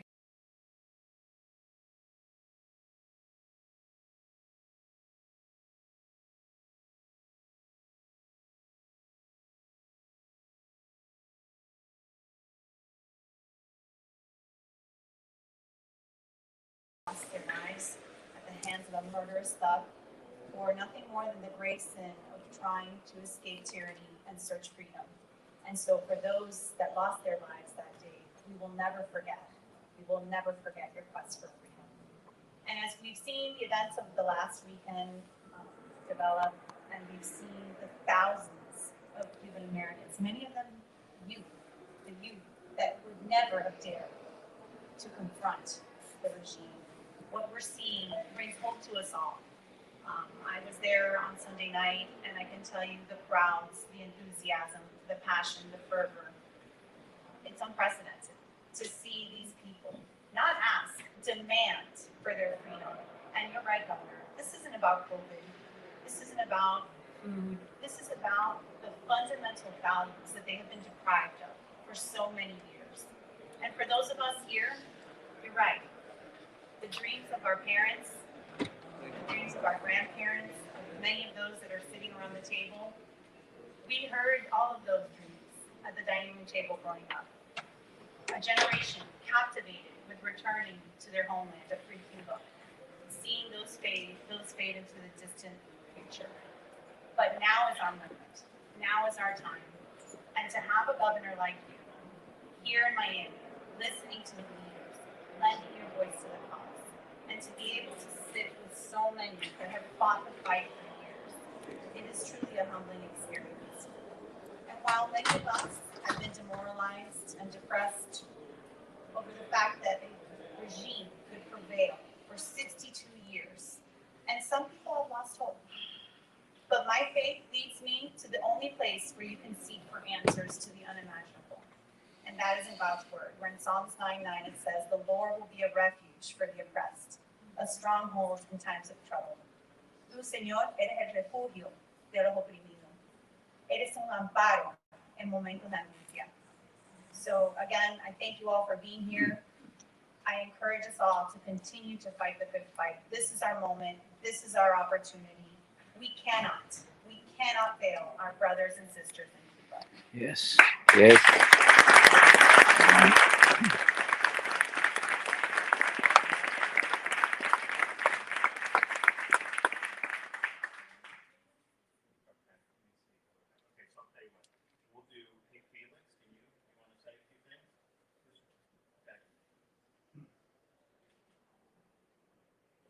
Governor, I think this is a very important situation in the history of our nation. What happened on Sunday was unexpected. And we have to analyze what really happened on Sunday. It was not organized by anybody. It was a spontaneous situation of a city, one city, who could not stand the regime anymore. From that city, pictures start coming out all over Cuba. And unbelievable. Every single of those times, about 30 of them, exploded. This gives us the understanding of how is the situation in Cuba, how the Cuban people feel. We are at the edge of a really explosion of the Cuban people, and we have to be able to exploit them. It is very important that we can use our officials in Washington to get the technology that I know exists to be able to provide the Cuban people the access to the internet, which is the most important thing. And we will all be behind that. God bless America, and God bless the United States of America. Thank you. Yes.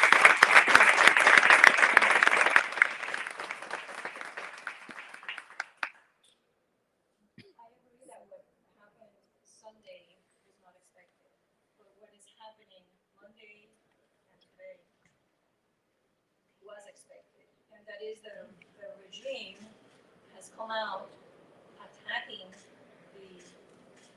brutally attacking the protesters to the point where there have been people that have been shot at. And I don't think it's time to hear over and over again what is happening in the world. It's time to act. We need to have a plan. Every minute that passes is another life that we could be losing, an innocent life. Enough mothers have suffered already, enough parents and friends and relatives of people that want good for the island. I don't think we can sit around and waste time. It's something we want to hear a plan. What is going to be done? It's difficult, but it's not impossible. The United States has the means. NATO. There was a petition put out by someone unknown to many of us from Belgium. He's a Cuban. He put out a petition asking for intervention to the president, to Congress, to NATO, to the United Nations. 300,000 signatures as of this morning, just in yesterday and today. This is the letter that goes to Congress. Already passed it on to the representative of Congress from our district. And we want to hear, sitting at the White House and explaining what happened on Sunday as being unprecedented is not news. We know that. What is news is what's happening right now. People are dying in the streets at the hands of the Castro regime.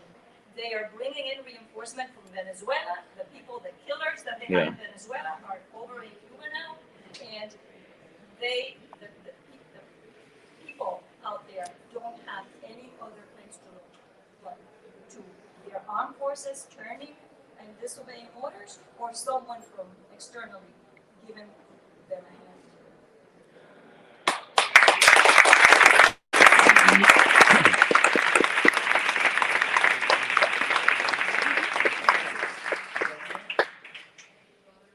Thank you very much for being here today, Governor DeSantis, Lieutenant Governor Nour, and all the elected officials and parts of the Cuban community and other communities with whom we share this beautiful city of Miami, where so many dreams have been fulfilled and so many sadness has been left behind. I believe we are living historical moments undoubtedly in Cuba, and Cuban people are hungry, but they're not hungry for food. They're hungry for freedom, fundamental rights, for being able to raise their families, to do what they want, to think what they want, to be free, something that we know very well here and that we defend with all our heart. So that's why I believe that the moment for Cuba is now. What we've seen throughout the island, from one end of the island to the other, is the Cuban people, in its majority, the youth of Cuba, in its majority, what are they asking for? What are they demanding? They're demanding freedom. They are demanding an end to the dictatorship. They are demanding a new Cuba. They are waiting for our solidarity. And they're out there in the streets being violently repressed, being even shot, and being violently handled, while the whole world is looking at something that has not stopped. They have lost, as they have said and repeated, we are not afraid. So we, at this moment in time, we need to stand with them. We need to firmly stand with the aspirations of the Cuban people. It's been 62 years already. There have been so many opportunities and so many wasted opportunities. What different would the history be if we had dealt at the time we needed to deal with this in 1961 with the Bay of Pigs invasion, when the air cover was taken away from the Cuban patriots that were there defending freedom for our homeland. So there are a lot of things we can do. We can talk, but I think that more than talk, we need actions. And we need actions that define our position as the bastion of freedom and democracy in the world. We need active intervention of the international community to avoid a bloodbath in Cuba, led by the United States, firmly standing beside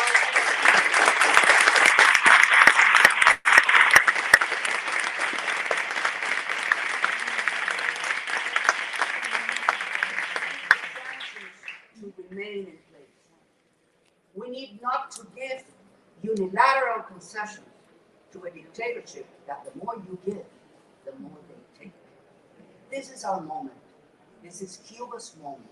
So I entrust you, Governor DeSantis, Lieutenant Governor Núñez, all our elected officials, and all freedom-loving people from Nicaragua, from Venezuela, from everywhere we're seeing in our hemisphere, which peace is also threatened by what started in Cuba 62 years ago, that has gone throughout the rest of the region, even undermining our American values. So thank you very much for hearing me out and for inviting me to this very important meeting. Thank you.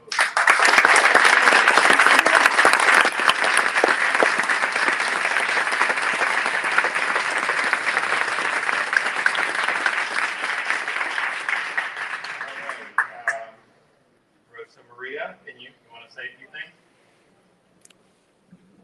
Thank you so much, Governor, Lieutenant Governor, all the elected officials that are here with us today. I'm not even an American citizen, so I'm very humbled to be here and to hear so many voices from this country that are mainly also from my country, but from this country are investing so much in helping our people. So thank you. Thank you very much. And there have been said everything that is important. More than 45 among towns and cities rise up on Sunday, and those protests continue on Monday and continue today, even despite the repression, the brutal repression that have been implemented by the regime right now on the island. There is a lot that the international community can be doing and is not doing. And that international community is European Union, it's all the member states of the OAS, but it's also United States, and they need the leadership of United States in order to do so. That leadership is something that we're not seeing right now. I have here with me some points that of course are also in support of everything that has been said already. It's very important the fact that the United States has the capacity to give communication to the Cuban people right now, and that communication, that satellite internet access is key, because that communication is what can save life right now in the streets in Cuba. The United States has that capacity, so they should be implementing that. The other points that I have here have been already said, but it's important when you, because and this is an ask. Please, this ask needs to be heard in Washington. We know all the challenges there, but please also give our message, and these messages come from many on the civil society and the opposition. These messages come from the people that signed the Acuerdo por la Democracia, the Agreement for Democracy, which is almost everybody, if not everybody, in this room, but also within the Cuban opposition and the civil society in and out the island. It's very, very important to pass the message. No negotiations with the Cuban regime. No.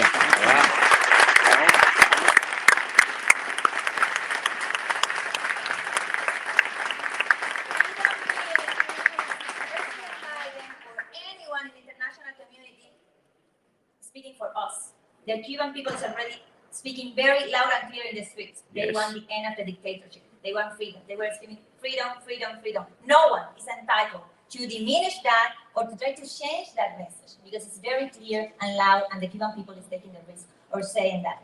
Of course, there are very clear conditions, and conditions as the liberation of the political prisoners, conditions as the end of the repression. That should be demands of the American administration, demands that should be also carried to the OAS and all the member states of the OAS, because they have the responsibility of actually protecting the right to democracy of all the peoples of the America. And we should be also demanding from the inter-American system action and from our sister republics in the hemisphere some action, and that requires the leadership of the United States. Targeting sanctions to the individuals that right now are ordering the military to shoot against people, against young people, against kids.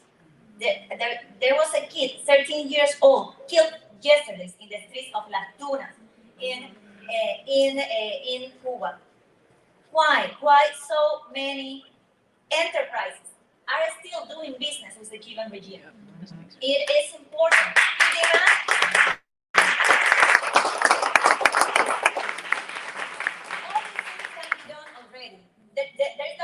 We need money for the satellite, for the rest of that. All that we need is just political will. Why so many enterprises are doing business with the Cuban regime when the Cuban regime is shooting people down in the streets? That message needs to be articulated by President Biden, and those enterprises should also have consequences. But we're not asking for something like this, like extraordinary. No, we're asking for the Silicon. We're asking for the same thing that they did in South Africa. Why Cubans are less? We're not less, and we're demanding freedom in the streets.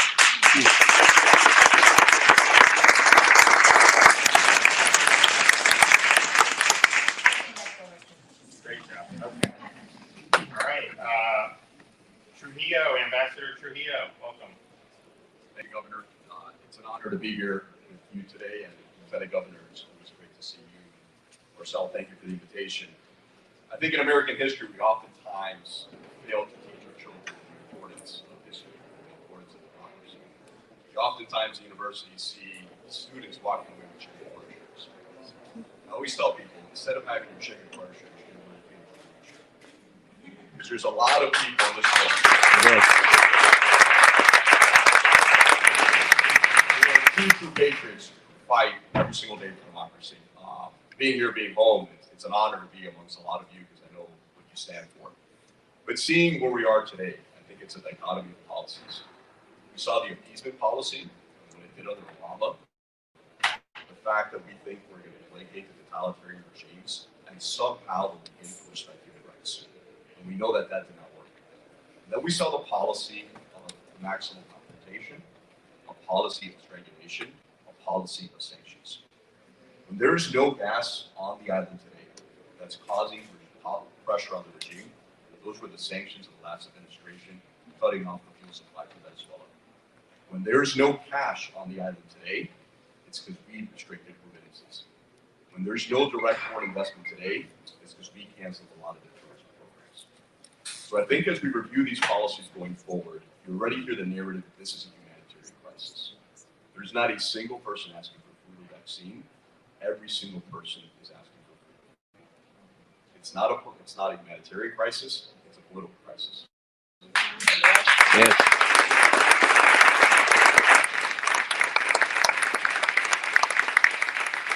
I think it's important for all of us to channel that energy. Just yesterday, they started restricting sanctions on PDVSA, the state-owned oil company in Venezuela. Just think about giving Venezuelan Communist Party more money. What would that do? I think it's incumbent upon everyone here to continue to demand that not only do we continue with the sanctions, but we double down. Democracy and human rights shouldn't be a part of it. Every single freedom-loving American should fight. And as we look as these sanctions are constantly being lobbied and reapproached, there are companies that are knocking just miles from here. They used to love traveling to Cuba and partying. So they were stopped at massive inflation. Those companies should have a moral responsibility, especially in the world of this cancel culture, that they should not do any business with the Cuban Communist Party. And if they do, all the elected officials in this room should hold them accountable. Thank you.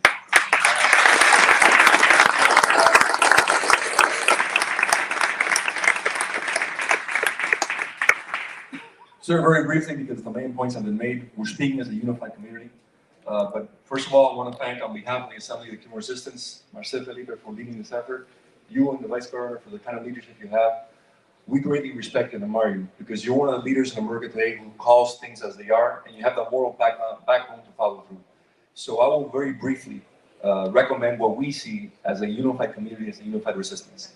These are the facts. The facts are the Cuban people rose against the tyrants on Sunday, and they haven't given up. We've had 3 days of continuous protests. We keep on having reports of different protests in different parts of the country. Taking into account that kind of repression there is, that is heroic. Second of all, objective fact, the Cuban dictator, Díaz-Canel, has gone on television twice and issued what he calls the call to combat, the order to combat, which means the extermination of protesters. He's referring to them as if they weren't Cubans, as if this is some kind of giant conspiracy. He's authorizing the use of deadly force against everyone. That's what we're seeing. We're receiving too many reports of too many deaths throughout Cuba to ignore them or dismiss them. There are hundreds of people arrested. This regime is playing by a guide to repression that has worked for them for 62 years. And we've seen that guide to repression work in Syria, in Nicaragua, and Venezuela. And they're applying it now. They're crushing the Cuban people now. In the face of that, bloodshed. And you look around this table, the people you invited here. You know, we have Rosa Maria, whose father was murdered by that regime. We have our beloved Miriam de la Peña, whose son was one of our brothers who was shot down on February 24th. Today, Governor Sylvia, who's a survivor of that massacre. Today, we're commemorating 27 years of them sinking a tugboat of families trying to escape and killing them. How many massacres more can we list? How many more are we going to tolerate? So it is incumbent upon us morally to call for what we see is in the best interest of the United States and the Cuban people, decisive military action. If not, the Russian advisors who are already getting to Cuba, Putin has had the gall to tell the U.S. not to intervene in Cuba in the last 2 days.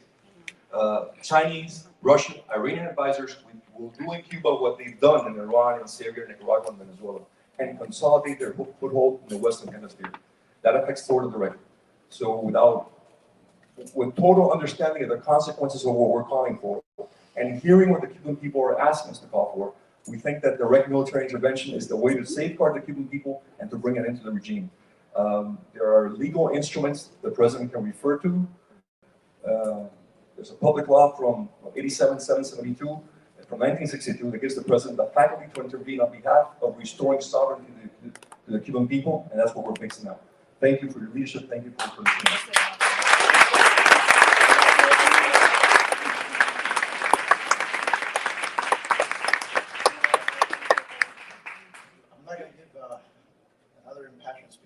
we are very impassioned people. Each one of us is a tremendous orator for that subject.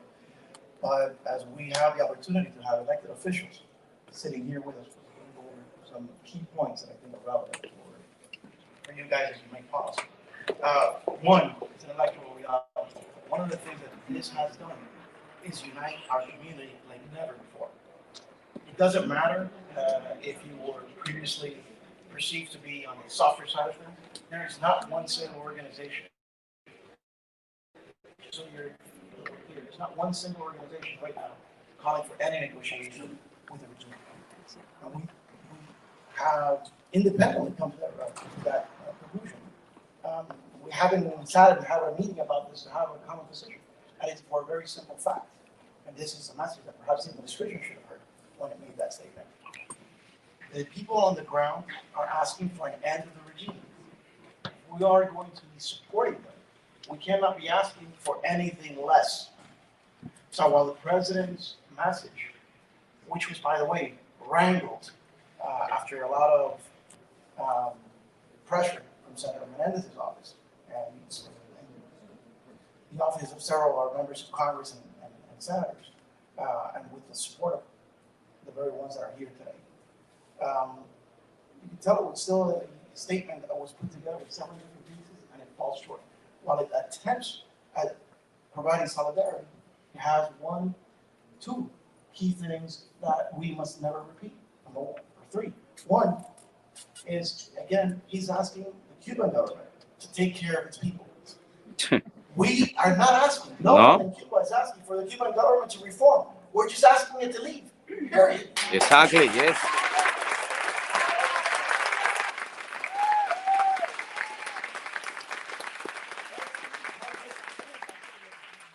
Every public message, as elected officials, you guys draw attention, camera follow. Every public message has to convey that.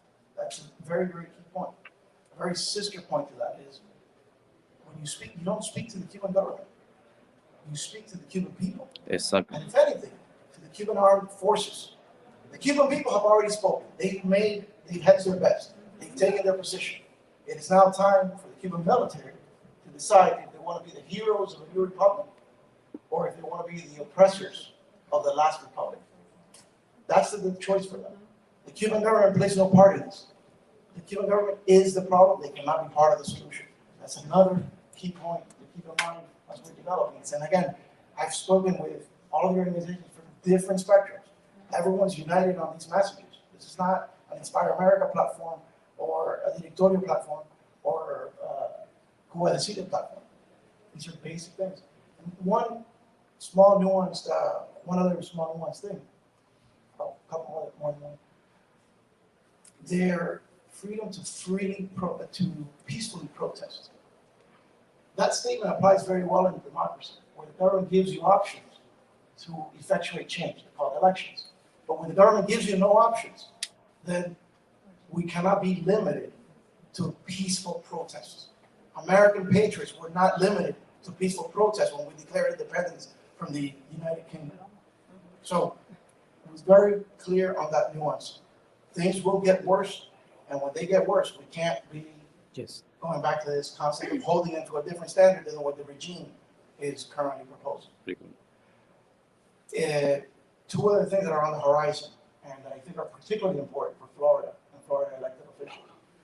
One of the things the regime has always done in these times is open up the floodgates. That's why many of us are here from every single generation for the last 62 years. And it is always a politically sensitive issue because how do you say we don't want immigration? We don't want you.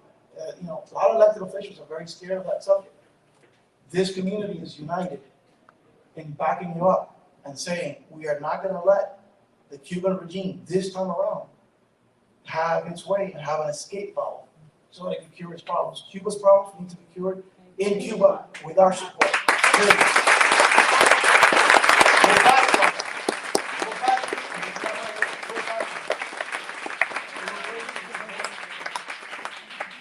And I'd like to close by reiterating something that Senator Rubio said, Rosa has said, and everyone here has said, the importance of internet to the island. SpaceX has the ability to do this. Yes. Space Data is another company that has the ability to do this. Google has the ability to do this. We worked with them. When Tomás Legarao was at Radio Marti, we began that project. With his departure, it got put on hold, but it's there, and it can be done. And I'm sure our military has the ability to do this. They're having an information blockade, which is the most important weapon they can have. It's against communism. Their worst fear and our biggest weapon isn't guns, it's the truth. And if we didn't let that reign over Cuba, we've got it made. Thank you.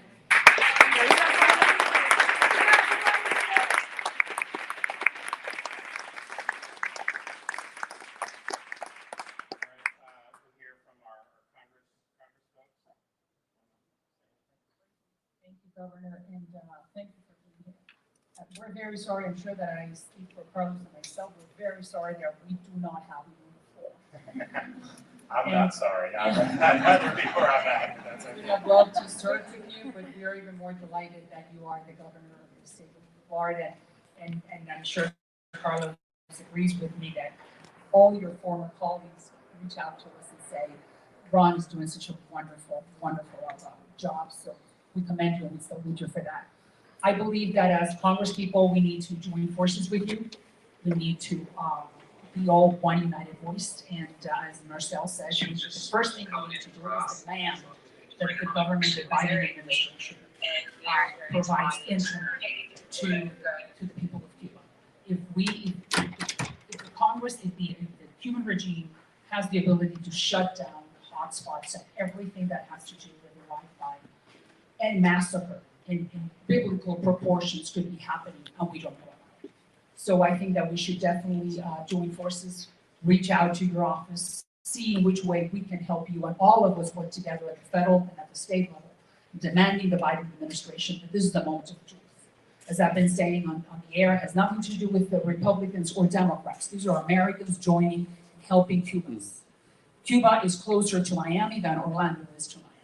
So I think this is the moment of truth, and we are here to help you and send the right message and just hear your guidance at the federal level. And thank you once again for being here and helping us. Great.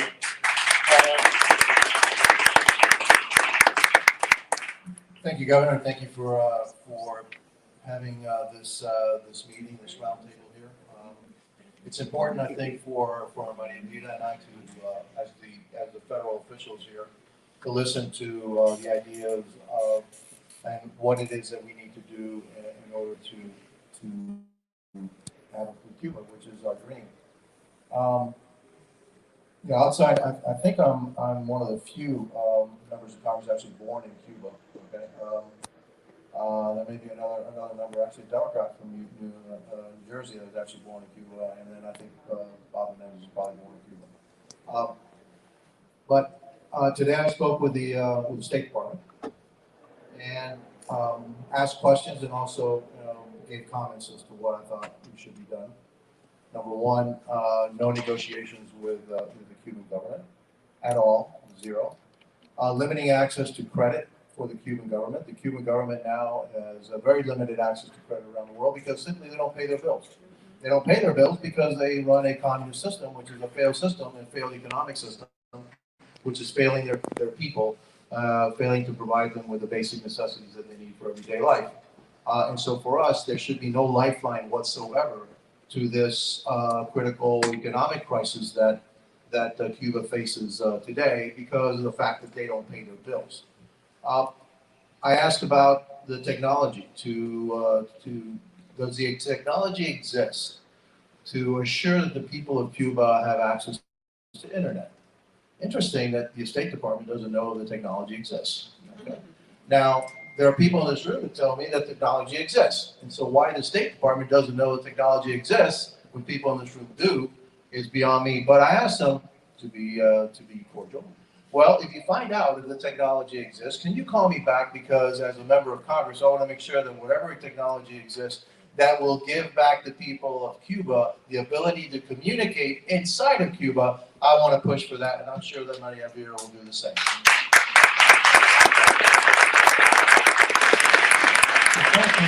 I believe that's key. That's key to continuing the uprising, the revolt that we see, in Cuba today. It is spontaneous. It was organic. It's being shut down by tactics that have worked for over 60 years. But 60 years ago, there wasn't an internet. And today there is an internet. And today, a lot of Cubans have phones, smartphones that communicate with each other. They have Instagram. They have all kinds of stuff to be able to communicate with each other. And I think that's key to the whole thing. And so I've asked them to do that. And if I know that the technology exists, one good thing is I serve on the Science, Space, and Technology Committee. Okay, so if it needs to go into space, I can probably get some people to help me to put it up in space. And so that is another key element of what we need to do in Cuba. We need to support the Cuban people. We need to know that we are behind them. We need to bring light to the atrocities that are happening in Cuba so that the international community also gets behind our efforts. And so again, no communications, no negotiations, limit access to credit, support also financially the leaders of this movement inside Cuba. They need our help. And by the way, it doesn't mean that they need millions and millions of dollars. It doesn't take much. So internet, limit credit, help the people that are the leaders of the movement, and support for the Cuban people. And I know that we have other ideas, and that's why I'm going around. I saw, Rosa Maria yesterday, talked to her about what's going on in Cuba and what is the best strategy to bring about what we all want, which is freedom for my homeland. Look, there is one thing that we have to know. Everybody that goes out in Cuba and says the word, libertad, is risking their life. Yes. Article 4 of the Cuban Constitution says anybody who goes out and tries to change the government of the state of Cuba is a traitor, and any force can be applied to them. So just simply going out and saying libertad is actually a tremendous act of courage. And so I think we need to applaud all the people that are risking their lives in Cuba today for the cause of freedom. And let's give them a round of applause and solidarity here.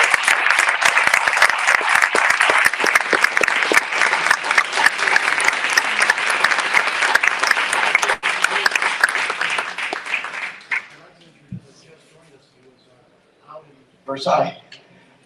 Antunes, el León de Placetas. Antunes spent 17 years in prison and has the scars to do it. Tienen ahí las cicatrices, pónganse.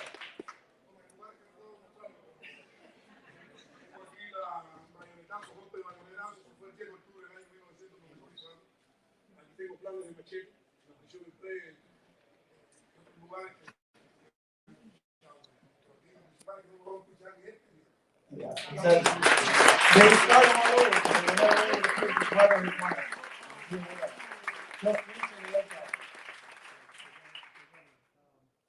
You have my support. The people of Cuba have my support. I know we can count on Maria Vida and other members of Congress. And we actually, I think we have bilateral support on the Cuban cause. And so we need to leverage that.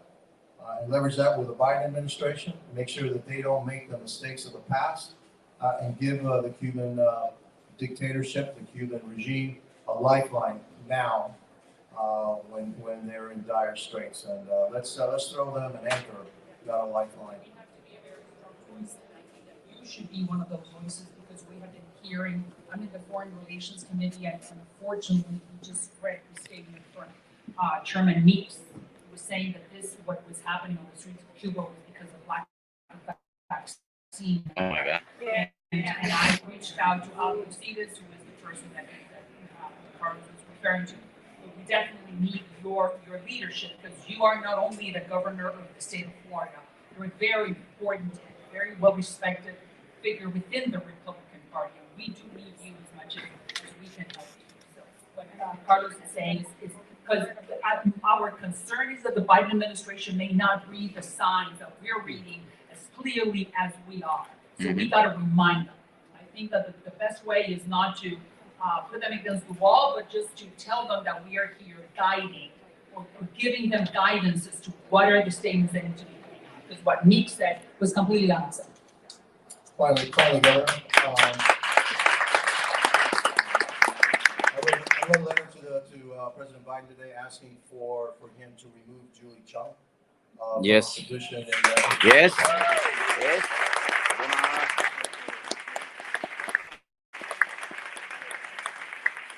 Anybody who's advising the president, they got that so wrong that it's about COVID and food shortages doesn't deserve to be in the State Department advising the president of the United States about anything. And so, hopefully we can stay in touch with everybody in this room. Give us your ideas, and we take them back to Washington and see if we can finally see. My dream is to go back to see the places where I lived, the places where I was born, the place where I was born, my ranch in Manzanillo, my apartment building in Havana, which, by the way, is about destroyed. It's unbelievable what they've done to it. But, you know, I yearn to go back to my homeland and just see the places. I'm not going to stay there. I'm an American, okay? My life is here. But I certainly would love to help rebuild, you know, my country as well. Yes.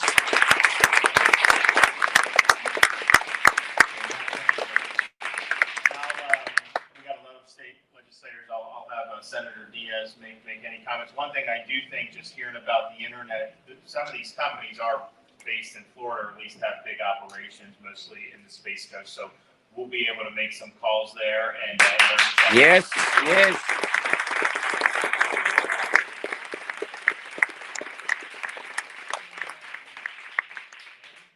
Thank you, Governor. And I first want to thank you for immediately when this went down, without hesitation, jumping in and supporting our community, supporting the people of Cuba and freedom, and being, at a time when words matter and actions matter, you were unequivocal and being clear, just like you were today, that this is about the end of the regime. This is not about COVID or anything else they want to paint it. So I want to thank you because we see you as a national leader. On behalf of every member of our delegation here who are both of Cuban-American origin or represent communities that are majority Cuban, we want to thank you. And a lot has been said on policy, but I want to give you what I believe every one of us are feeling, a heartfelt thank you for your support.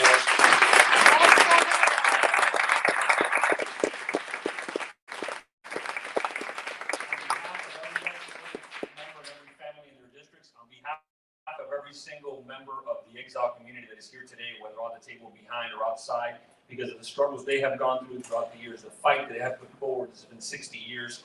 Again, a heartfelt thank you. We appreciate you, and we see you as our leader. We have your back, so thank you for being with us. Great. Thank you.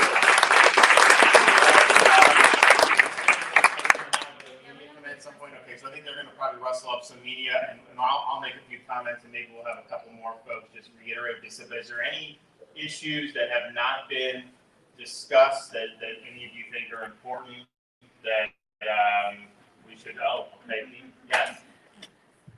Thank you so much, Rosa Maria. First of all, as the only person, one of the few people on the panel who's not elected, I'm impressed by your steps. You know, actually detailing what we need to do, because I think that's what we haven't heard from everybody. And so they're always asking. Society and the decision is actually a united voice. So I pretty much summarized them and typed them up because I'm going to try to get that message out. I think everybody in this room who's getting all the media attention that they're getting should have those 5 key points that you outlined here in every single appearance. The only thing I didn't hear was, I talked a couple of times about the Monroe Doctrine. I know it was created in the 1850s, but it's something that if they reaffirm that doctrine, it shows that anybody who intervenes in Cuba in what's going on there is actually an act of aggression towards the United States and any democratic country. And so that's something that maybe we can get the international community to agree on and use that as a statement, a firm statement that the Biden administration, it's not saying we're going to go intervene with military, but it's saying that if you do intervene, any other country steps in and butts in what's going on organically, then you're an aggressor. The United States, then we intervene. So just something like that really firm. I think if everybody can also maybe communicate that to the Biden administration, bring that back to the So thank you all so much. I'm really, really impressed by everything that's been said. I'm really proud. My grandfather died in Cuba, political prisoner, he wasn't even buried. He didn't even have a tombstone. You don't even know what he is. If you've ever been able to go back, I fight every day in Little Havana with tourists who ask me, "Oh, you're Cuban. Oh, I want to go back to Cuba. How great is Cuba?" So I'm always trying to show them this is the real Cuba. This Friday is Viernes Culturales. We're going to do an exhibit from a photographer who's been traveling to Cuba and capturing the real images of what happens there. The rest of the world and the rest of the country, even here in the United States, have no clue what happens in Cuba. They all romanticize the crap out of it. They come to the visitor center in Little Havana. They're like, "Oh, we want to go to Cuba. This is the closest we'll get to Cuba." Some of them come and tell us stories about how great their visit was to Cuba. At one point, we even had people selling travel trips to Cuba in our welcome center. Nobody even noticed. I put a stop to it. I kicked them out. I'm like, no way. So thank you so much, all of you, for being here and calling attention to this. And I want to cry out because I never got to meet my grandfather. My grandmother came to this country alone with her 3 children. They didn't speak English. They moved to Kentucky. They, their struggles is why I struggle so much to keep this history alive for all of us. I feel like we're losing it. I wish more young people like Chloe who came with me today said, "You need to keep spreading this message because it's dying. Our grandparents are dying, or my mom and dad are like, still around telling me the stories, but eventually they all die off, and then this just becomes a memory.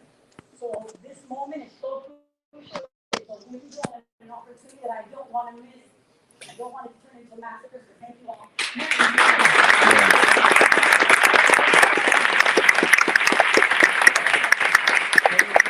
There was somebody that was supposed to be at the table that gave up graciously his seat.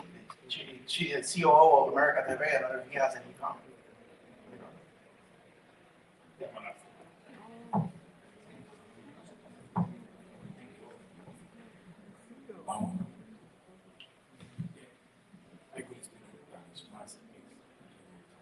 I'll translate. Go ahead. Thank you. Recuerdo cuando estuvimos en la oficina del congresista.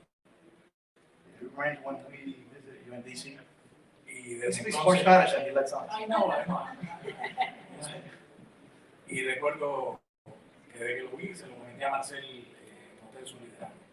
Usted es el líder de nosotros hoy aquí en el estado de la Florida.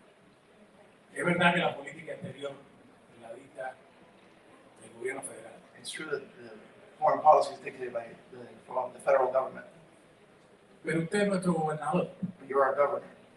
De 1 millón de cubanos. Of 1 million Cubans. Y un problema en Cuba es un problema de política exterior. No hay nadie, but there's no one que tenga la posibilidad that has the possibility de llamar al presidente de los Estados Unidos y decirle, acabo de estar con los cubanos en Miami. I can tell the president I just spent time with Cubans in Miami. No one else knows. Primero suscribo todo lo que se ha dicho aquí en 1000%. I agree with everything that's been said here 1000%. Y no voy a repetir lo que I'm not going to repeat it. mente brillante y compatriotas han dicho. Pero una cosa que se le puede pedir a Washington, y lo comentaba ayer con Rosa María, que le aplican a Díaz Canel y a todos los que están reprimiendo en la calle la ley Magnitsky. El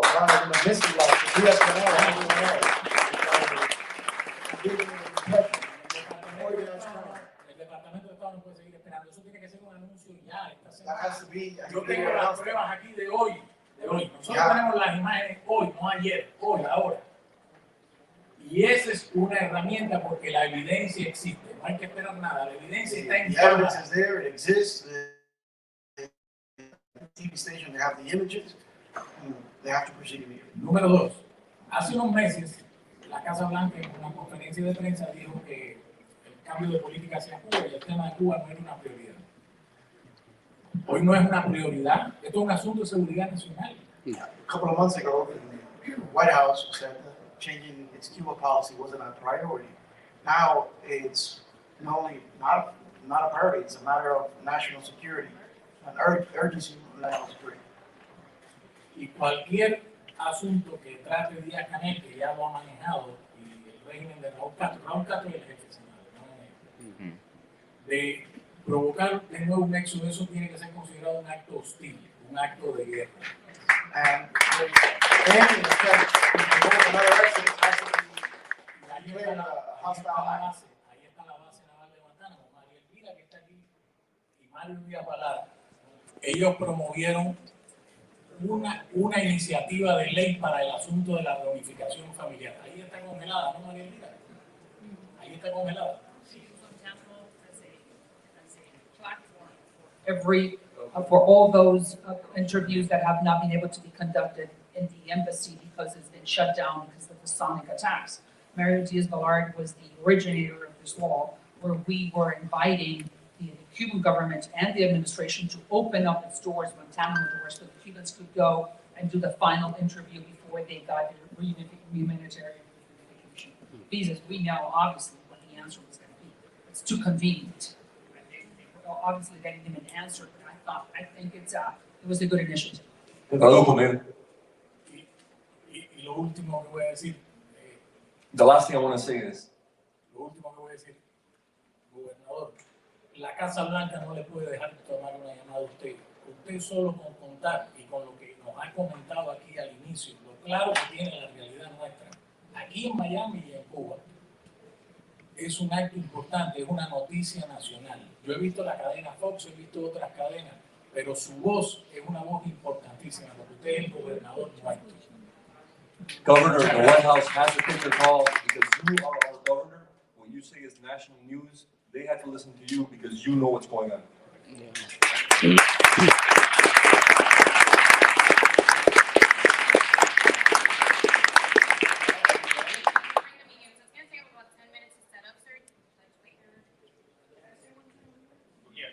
People can still, talk and just. Okay. Why don't you bring them in and then you guys can say what you want. Yep. Yep.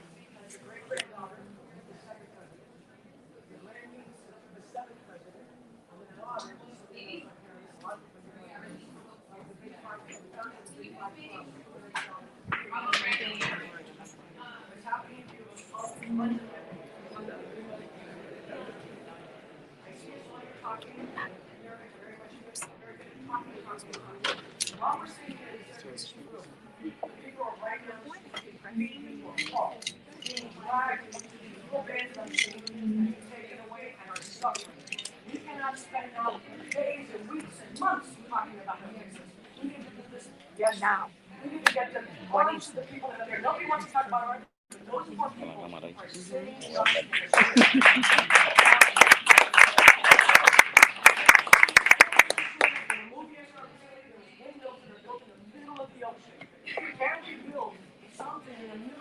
that is a satellite, what do you see for them to get the internet? I don't think you can get the internet from Key West to Cuba. Maybe you can, maybe it's broadband, but we need to not let them get cut off by their government. We need to fix this today, tomorrow, but not take months and talk.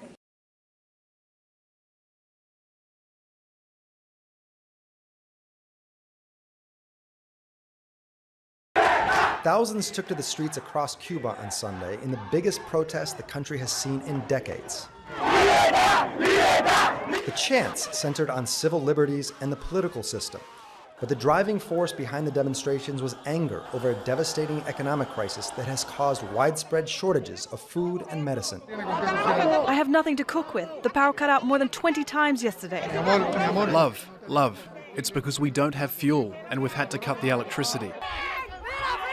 Protesters blame the government for Cuba's economic crisis.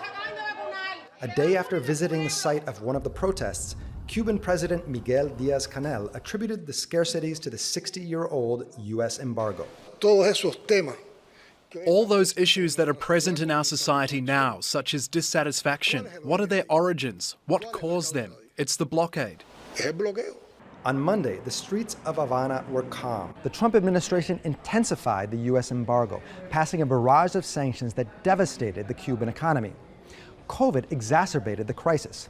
So far, President Joe Biden has maintained the sanctions despite a campaign promise to change U.S. policy towards Cuba. But Cuba's dire economic situation, and with it, the frustration and anger of its population, continues with no end in sight. If my man was wearing this, I would be all over him.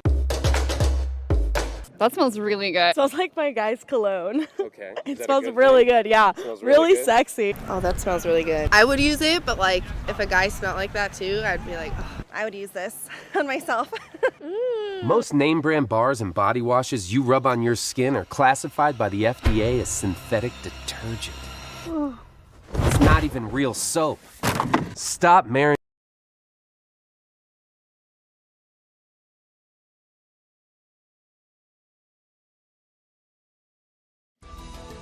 Can Bitcoin be trusted? El Salvador wants to make it legal tender, but other countries are clamping down on cryptocurrencies, saying they provide a haven for criminals. So what's the future for digital money? This is Inside Story.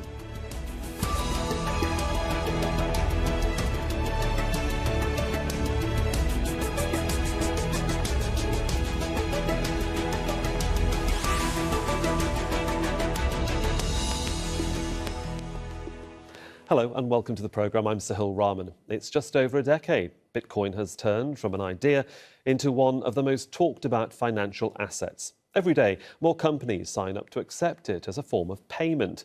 Fans say it's the future of money, free from the control of governments and central banks. The largest cryptocurrency conference in history took place last week in Miami.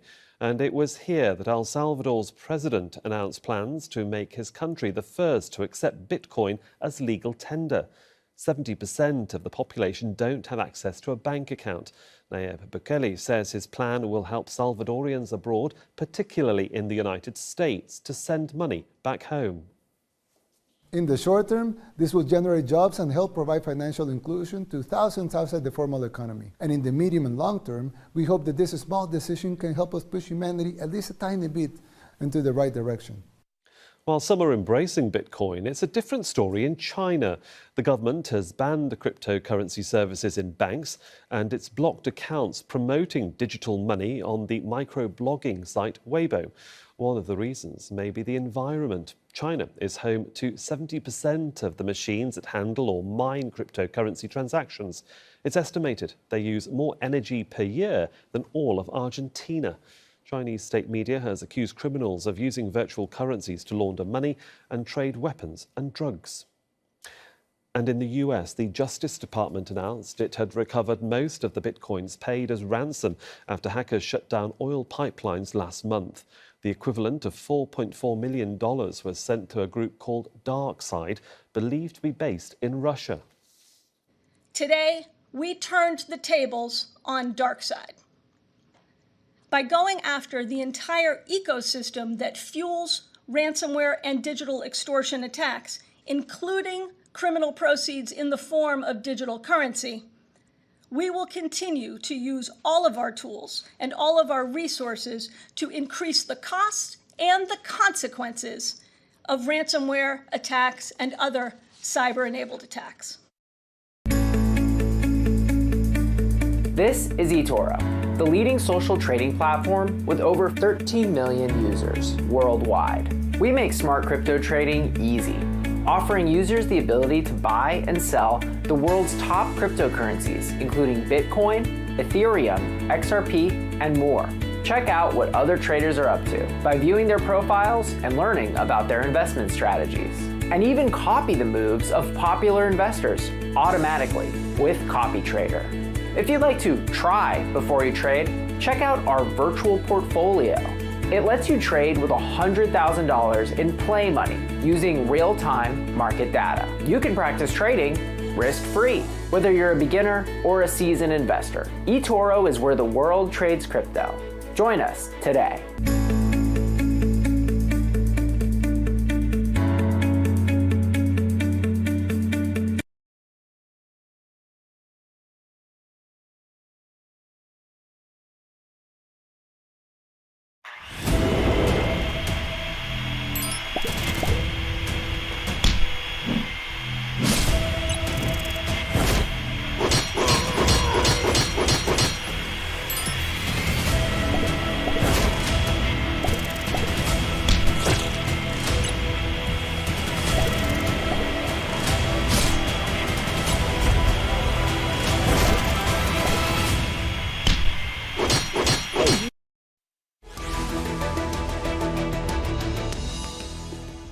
Well, let's bring in our guest in Amsterdam, Thibaut Schreppel, who's an assistant professor in economic law at Utrecht University. In London, Delaram Karawai, chair of cybersecurity in the Department of Computer Science at the University of York. And in New York, John Biggs, the journalist, entrepreneur and former editor of CoinDesk, a site specialising in Bitcoin and digital currencies. Welcome to you all on the programme. John, can I begin with you in New York? Because in theory, an opportunity for the disenfranchised to be included in a process that'll make it easier for them to receive money from abroad without the middlemen taking a huge cut. On the surface, it seems like quite a game changer for El Salvador. Sure, it absolutely does. I mean, the ultimate dream for a lot of Bitcoin fans, cryptocurrency fans in general, was the ability to do remittances. Remittances via cryptocurrency are essentially free. There's still associated fees, but they're definitely not the 20 to 30 to even 50% fees associated with like a Western Union. Those fees are just rapacious.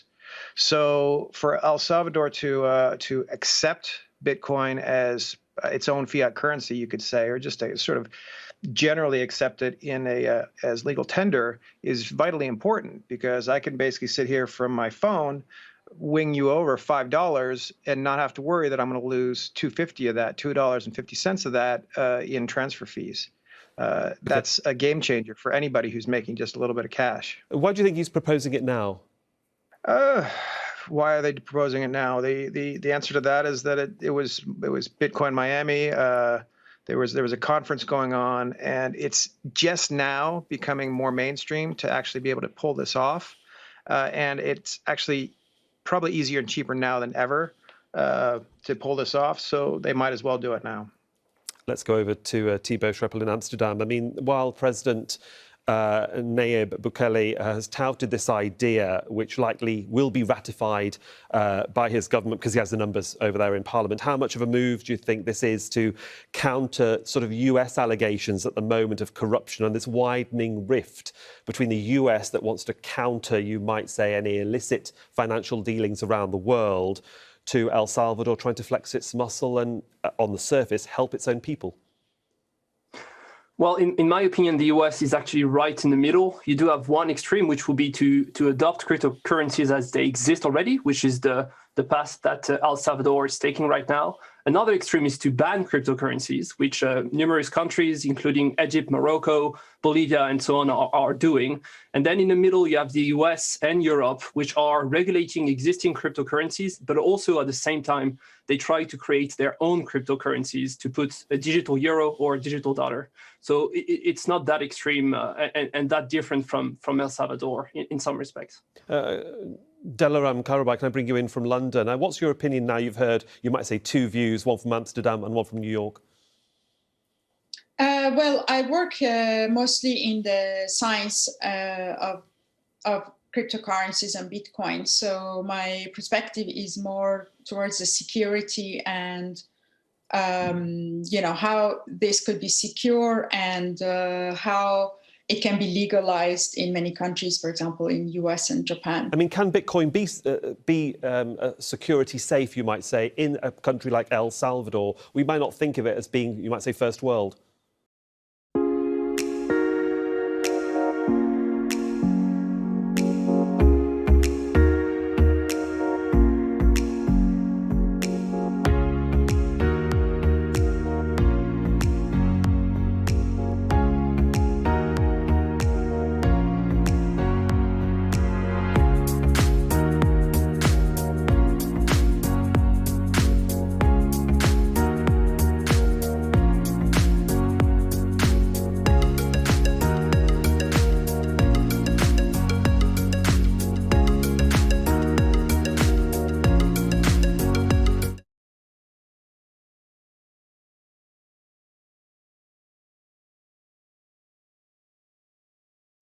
Congress has passed a new bill allowing homeowners to claim $3,627. This plan was passed under the new administration led by President Biden. Biden's COVID-19 relief program includes $10 billion for eligible homeowners to help cope with the pandemic. This will help our homeowners with bills, mortgage payments, home improvements, appliance upgrades, remodels, and other miscellaneous expenses. There is no cost and no obligation to qualify for this program. The stimulus package takes about 2 minutes to see if you qualify. After you qualify, you will receive a relief check in the mail in about 5 business days. United States homeowners all over the country are claiming their stimulus check. The stimulus fund is running out and only available online. Make sure you claim your $3,627 today by clicking the link below.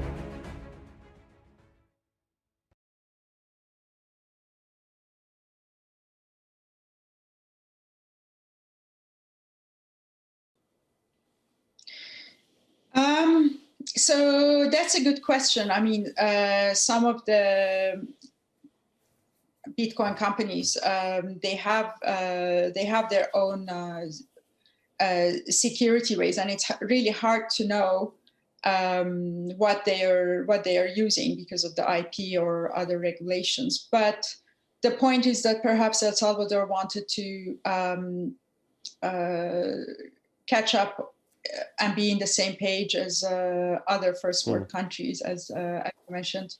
John, can I come back to you in New York? I mean, can the US put any pressure on El Salvador sort of to change their minds on using this Bitcoin currency? Because the move will allow perhaps El Salvador to move away from the normal banking systems. Will it? Or and potential sort of US oversight? Well, what we're talking about here is the I guess the digital equivalent of filling a suitcase full of cash and sending it over a border, right? So it's a really, really interesting question that you're asking. Is it legal? Does it have any effect on the fiat economy, I guess you could say? And I would argue that in many cases this is exactly what a poorer country should be doing. Currency controls are damaging to a lot of countries. A lot of the fear associated with cryptocurrency isn't really a big deal. You asked about security. Again, as I said, if you stick a bunch of cash in a box and send it to grandma in El Salvador, you're going to worry that somebody's going to intercept that and open it up. But the vast majority of time, it's almost impossible with cryptocurrency, luckily. Yeah. That also means that once grandma gets that cash, she can be swindled out of it pretty easily because of online fraudsters, et cetera. The real question for El Salvador, how are they going to manage taxation of this?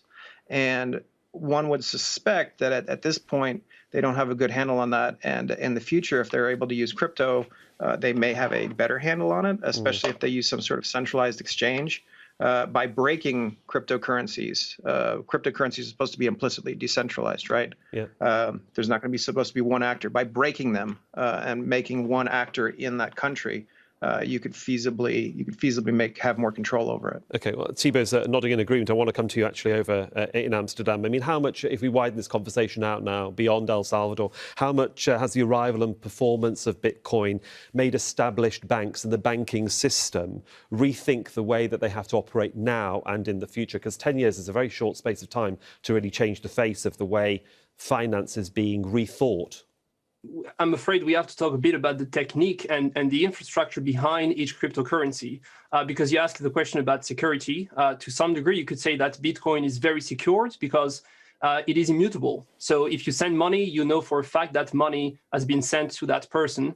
On the other end, if you want to stop transactions, then you could say that Bitcoin is probably not exactly what you want, and therefore you may want to be looking for another type of cryptocurrency in which you do have only one actor behind it controlling all transactions. And I think this is what we're going to see when the state's going to develop their own cryptocurrencies. It will be public, meaning that everyone will be able to use it, but it will be permissioned, meaning that only the state or a handful of players will be able to track all transactions and potentially stop a few transactions. So at the end of the day, the infrastructure behind blockchain and Bitcoin and all of those cryptocurrencies is very important. Of course, I mean, if you want to trust Bitcoin as a currency, you have to buy into it as such. I mean, and that's where perhaps the problem lies for the skeptics, doesn't it, Thibaut? In that its success is for those that sort of want to take a chance on it, and it's all about trust. Yes, and I mean, that's a big debate because when Satoshi Nakamoto, whoever the person is, wrote the Bitcoin paper, he said that Bitcoin was a trustless technology and currency. And some people are actually saying that it's actually the exact opposite. It allows you, because you don't have to trust a single person, to trust the entire system. But I very much agree with you. It's all a matter of trust at the end of the day. But the same is true for the dollar and euro. I mean, you trust that people will recognize the value if you use it for payments. So it's not that different at the end of the day in that regard. Indeed, I just want to give our viewers a little bit more context. You talk about trust because, and as Thibaut said, there are different types of cryptocurrency. So let's have a quick look at them, because the cryptocurrencies we've mentioned are virtual money that are exchanged online. Cryptocurrencies derive their value from being scarce and are saved in a digital wallet. Now, their value has fluctuated over the years, and despite this, supporters say that they are safe havens that could one day replace gold. Then there's organisations like Facebook that have packed Deem, and it's another form of cryptocurrency. It's planning to launch a digital coin pegged to the US dollar later this year. And then there are governments who are looking at creating their own digital currencies. They're essentially electronic cash that could be used instead of banknotes, cheques and credit cards. So let me go to Delaram Karubai in London. Of course, it's all about trust and the legality of cryptocurrencies being a form of money. I just want to give an example, most probably for everybody at home that can perhaps think of a simple example. Trust and legal finances when you buy a house, for example. I may want to purchase a house in the UK, and when it comes to the bank asking me where my money comes from, they have to do due diligence, as does the lawyer who's organising the paperwork around the house. They want to see where the money has come from and how long it's been sitting in my bank before they can go ahead and say, yes, it's not part of money laundering or drug money. And that's where the problem lies, doesn't it, for Bitcoin, in that security aspect. Delaram, is that a problem in the way people can use Bitcoin and the security aspects around it? That's a great question. One thing we have to pay attention is Bitcoin started only in 2008. And usually what we consider in cryptography as something secure, it's a lot of cryptographers or mathematicians have to really study it and do lots of research. So it's going to take some time, but inevitably, I think digital currencies are going to replace the classic currency as anything else. Many years ago, when we moved from paperwork to everything computerized. So it's certain.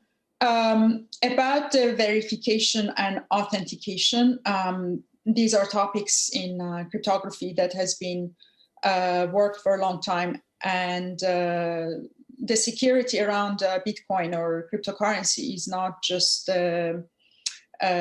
trust and authentication. It's also how you can hack it or break it, which relies on security as so-called hash functions, which is still the existence of the real hash functions is a big open problem in the world. Okay. So the question about how legal it is, it's I think mostly governments are concerned about the illegal way of using cryptocurrencies, for example, I don't know, drug dealers or terrorism or things like that. Sure. Something that even without digital currencies, this is still going on and it's possible. It's just like they don't want to be surprised or they found other ways to do it. And also what I pointed out about taxation. Sure. Thibaut, you're nodding in agreement. Do you want to come in there? Sure, because I realize this might be confusing to some listeners, because we hear sometimes that everything that happens on a blockchain is public. And sometimes we hear quite the opposite, that it's the dream for a criminal to do something in secret. And actually, the two are true at the same time. So to make it clear, what you see on the blockchain, and that is true for the Bitcoin blockchain, is the metadata. So you will see that one user is transacting with another user. That is public. But the reason for the transaction, the real life identity, is not necessarily shown on the blockchain. And so for that reason, it might be if you can combine the data that as the regulator or the enforcer, you may get to the real life identity and to stop transaction. But at the same time, if you don't have enough information, then indeed, it might be that Bitcoin is more secret than using your credit card to buy something in a store. And these are all the red flags that are being flown at the moment, John, in New York. And recent events in China, certainly over the last, the weekend, have certainly made people who have Bitcoin alert, especially because a lot of the mining, the collection of Bitcoin does happen in server areas across China. What's your reaction to what's going on there? I mean, I think it's a ploy by the Chinese government to reorganize the face of cryptocurrency. The Bitcoin mines are hugely energy intensive, but the fact is they basically run them next to a hydroelectric plant. So you're essentially getting free energy to run these things. But it's making people who are essentially off the radar fairly rich when it comes to that technology. So that mission over there is to create a more Earth-friendly cryptocurrency that can be tracked in the same way that we were just talking about. I think one of the other issues that we have in terms of cryptocurrency is that we're waiting for the governments are essentially trying to figure out a way to pave the road towards general adoption. Right now, anyone on this call could probably grab some ETH or some Bitcoin just by doing the things you need to do on a computer. But the vast majority of people who would really need this technology wouldn't be able to do it. They might not have the technology, they might not have the understanding, they might not even have the trust. So I was working on a remittance system a couple years ago, 2014, I suppose, and the whole idea of remittances is based around you go to a place, you sign a little piece of paper, and you give your money over to a clerk behind a bulletproof glass, and you feel comfortable that process is safe and secure. That's why you use a Western Union. That's why you use a money transfer station. This whole process is completely wild. It's completely alien, and it seems on its surface implicitly dangerous. So that sort of education is vitally important now. Indeed. And Delaware, can I bring you here about being implicitly dangerous and also how difficult it is to track sometimes the transactions? What's happened in the US over the Colonial Pipeline ransomware demands recently and the recovery of 4.4 half of the 4.4 million paid in ransom certainly raises those red flags, doesn't it? I mean, how difficult is it to you might say, track down those that are, involved in criminal activity? What sort of expertise would the Americans have pulled in to try and get some of this Bitcoin back? Well, if you can track and trace such digital currencies, then it wouldn't satisfy the actual need or the creation. What remains to be answered is there are many research around it, perhaps creating something new or adding additional parameters or something like that to the whole cryptography part of it to make sure that it will be adjusted to what governments are concerned of, or perhaps prevent some of the actions taken by or concerns about the criminal aspect of it. In terms of the criminality, Thibaut, I mean, the US seems to want to head off Bitcoin mining as such, and most probably examples of what's happened on their own territory alarms them when they're actually trying to tighten the rules for other countries. Sure. I mean, it seems to me that what you see very clearly is a race between some developers in the space. Not all of them want to escape, the state, but some do. And the states who are trying to catch up and to develop new technique. And so at the end of the day, it might be that if you are a big state, you may be able to, track down some usage. It might be more complex if you are an individual going after another Bitcoin user. So that's one thing that's happening in the field. And I very much agree that another very important topic is the one of access. And that's where big tech companies kick in. And we see, and we discussed already, Facebook will launch a cryptocurrency in just a few weeks or month. And it seems from the white paper that the plan is that if you download Facebook or Instagram or WhatsApp on your phone, then automatically you will get the wallets that will allow you to use their cryptocurrency. So of course, it raises lots of questions, especially antitrust questions. But those are the two topics that I think we should be discussing, and probably together. Indeed. And in terms of the way countries, John Biggs in New York, like Egypt, Morocco, and potentially India, banning cryptocurrencies, do you think that is something that's just going to stay, you might say, for the short term? Because in the long term, they're going to have to, you might say, join the party. Yeah, it's the short term. It's a short-term solution. It's a solution born of you could say frustration with the technology moving so fast. Not understanding a technology is often the fastest road to banning it. unfortunately, or understanding it too well, right? Understanding the implications, especially for currency controls, and especially in a country where maybe the outflow is bigger than the inflow, for example. Trying to control those economics is wildly difficult. And a lot of countries have given up, which is why you see a slow but steady acceptance of cryptocurrency. Outright bans, they never work, right? They're not gonna remain. And I'm 100% certain that if we went to Morocco right now, we'd be able to find some Bitcoin somewhere. In fact, I could carry this thing with me, which is this is crazy little wallet. I could carry this into Morocco and buy and sell Bitcoin pretty easily. Indeed. I mean, Delaram, can I just bring you in here to talk about security? Because that is being called into question. And in the briefing notes I got before this programme, you talk of quantum computers coming into effect and them having a very big influence on the whole business itself. Yes.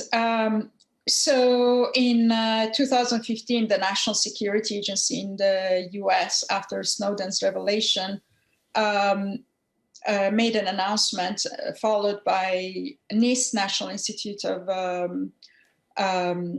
Standard and Technology, made a worldwide announcement for getting proposals for so-called post-quantum primitives or crypto systems that are basically secure against, if a strong quantum computer will be invented. And last July, the third round happened, and they announced the finalists of the competition that are included in lattice-based cryptography and code-based cryptography, multivariate cryptography.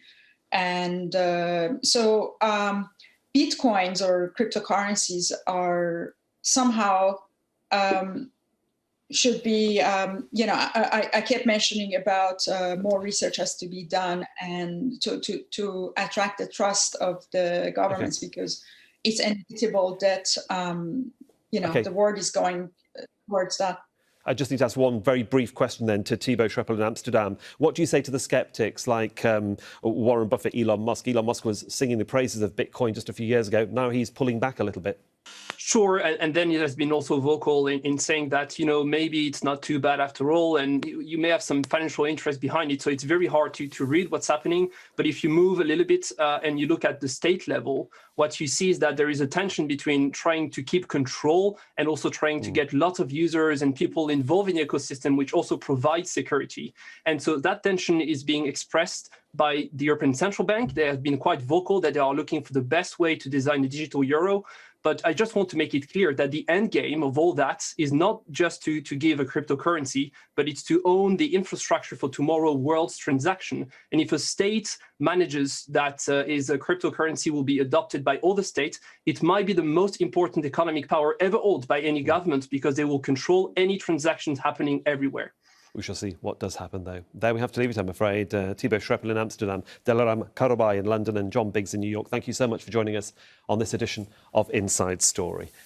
And thank you for watching as well. You can see all of our previous programmes anytime by visiting our website at aljazeera.com. And for further discussion, go to our Facebook page. That's at facebook.com/AJ Inside Story. You can also join the conversation on Twitter. Our handle there is at AJ Inside Story. From the Inside Story team and me, Sahil Rahman, thanks very much for your time and your company.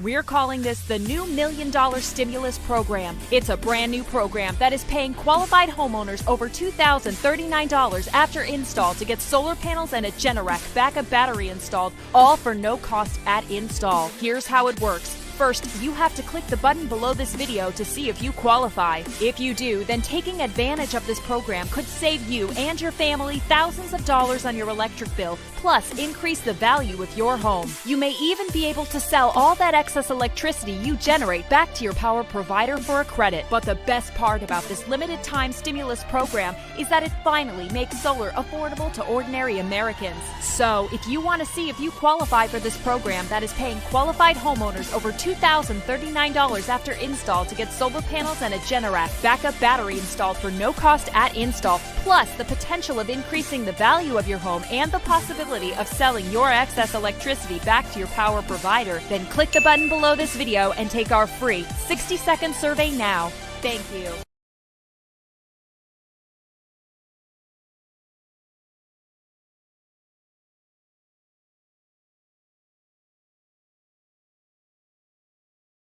If you suffer from digestive issues, constipation, weight gain, gas, bloating, indigestion, skin issues, fatigue, or a slew of other health issues, your bad gut may be secretly killing you. At this very moment, you may have up to 20 pounds of poop trapped in your digestive system, aiming to Let's move on now, because the Cuban authorities have taken a hard line after the biggest anti-government demonstrations in 30 years. After thousands took to the streets in the capital Havana and other cities across the country, police used pepper spray and beat some of the protesters. The crowds are unhappy with food shortages, high prices and the authorities' handling of the COVID pandemic. Well, Cubans have been angered by the collapse of the economy.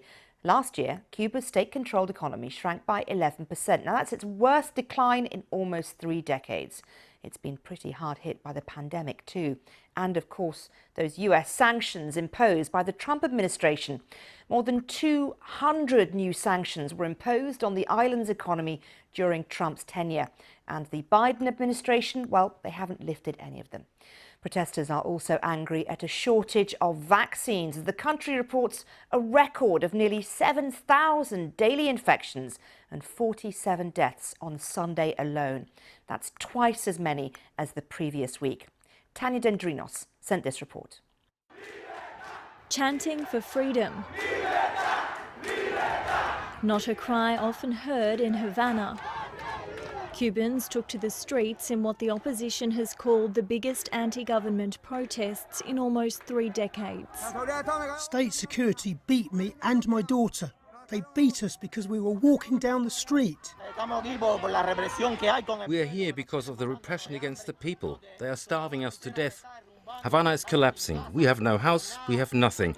But they have money to build hotels, and they have us starving. Demonstrations were also held in Florida, where the Cuban exile community showed its solidarity. Cuba's president has blamed the United States for the unrest, laying down a threat for anti-government protesters. We came here to show, together with the revolutionaries of this town, that here the street belongs to the revolutionaries. No worm or mercenary will claim the streets, and if they provoke us, without violating their constitutional rights, we will confront them. Words spurring on supporters of the communist government, some taking it upon themselves to surround and detain those demonstrating, while others staged counter-protests. We are defending what we did 60 years ago, that this is ours, that it has cost many lives, that capitalism will never come back here again, and that these mercenaries, paid by the empire, will never again take our streets. They will have to kill us all first. Demonstrations of this kind are rare in Cuba, but as the country reports a record number of coronavirus infections, tensions are boiling over and cries for democracy are growing. Tanya Dendrinos, BBC News. Well, I'm joined now by Ana Maria Aurora from BBC Mundo. And Ana Maria, protests like this obviously happened around 30 years ago. The economy then was an issue, but I guess things have been more complicated this time by the coronavirus pandemic and the perceived handling of it by the government.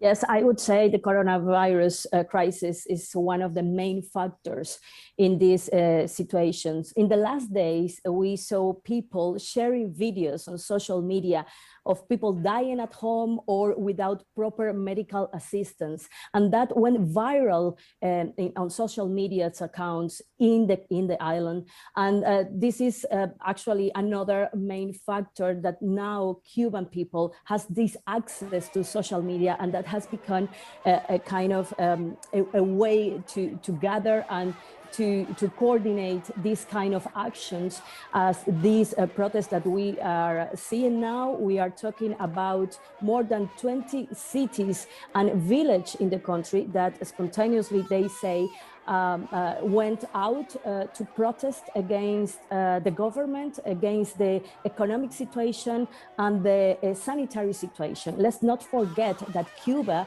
is now, after dealing very well with the pandemic, dealing with the worst of the situation they have so far, with records of high numbers of about 7,000 new cases each day of coronavirus. So this is one of the main factors, definitely, of this new protest in the island. Okay, so it's clear that people are unhappy. These protests are, comparatively big, but what's the next step? Where are these protests going to go?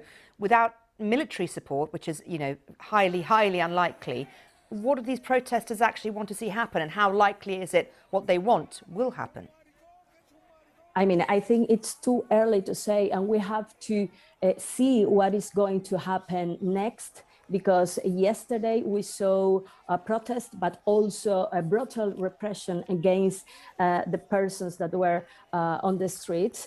And we have also the president of Cuba, Miguel Díaz-Canel, calling the people that are defending the revolution or with the government to come out on the streets and to try to confront these protesters. So the uncertainty, I think, is the right word for the situation that we have right now. But we have to say that the number of people that are on the streets, that we can count for 1,000.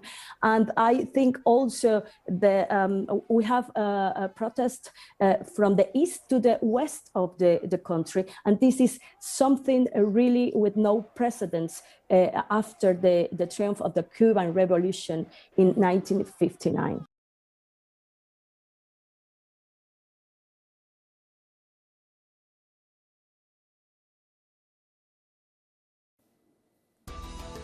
There's growing public anger in Cuba. The government's being blamed for the economic collapse, and people want more freedom. They're also calling for the current leadership to step down. So where does this leave the Communist Party in Havana? This is Inside Story.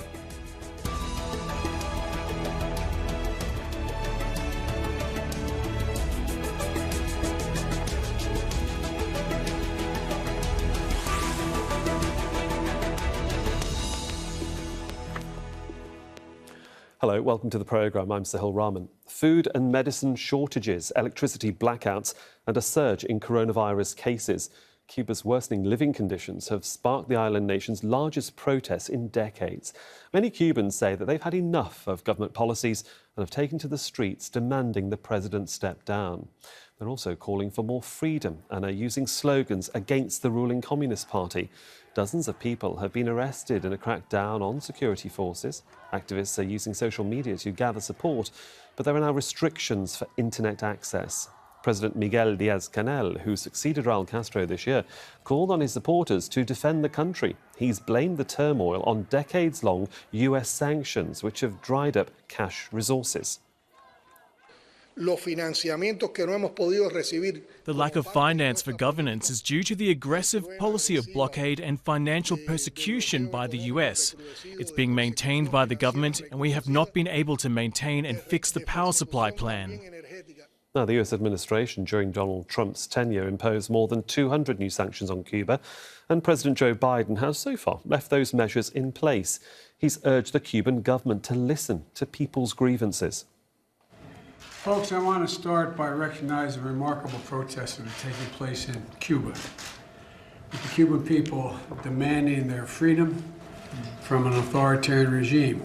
And I don't think we've seen anything like this protest in a long, long time, if quite frankly ever. The United States stands firmly with the people of Cuba as they assert their universal rights. And we call on the government of Cuba to refrain from violence, their attempts to silence the voice of the people of Cuba. Well, Cuba has been suffering hardship since the collapse of its back of the Soviet Union. It's now facing the gravest economic crisis in more than 30 years. The economy shrank by 11% last year, and it's believed to be far worse now. Tourism revenues, a main source of income for many Cubans, have dried up. The number of international travellers fell to nearly 90% compared to the year before. Cubans wait in line for hours to buy basic products, pharmacy shelves are empty, and electricity blackouts are common. The price of goods has also soared, with inflation at 500% and expected to increase further. The government's reserves of foreign currency are depleted, and it cannot afford to buy in goods to make up for the shortages.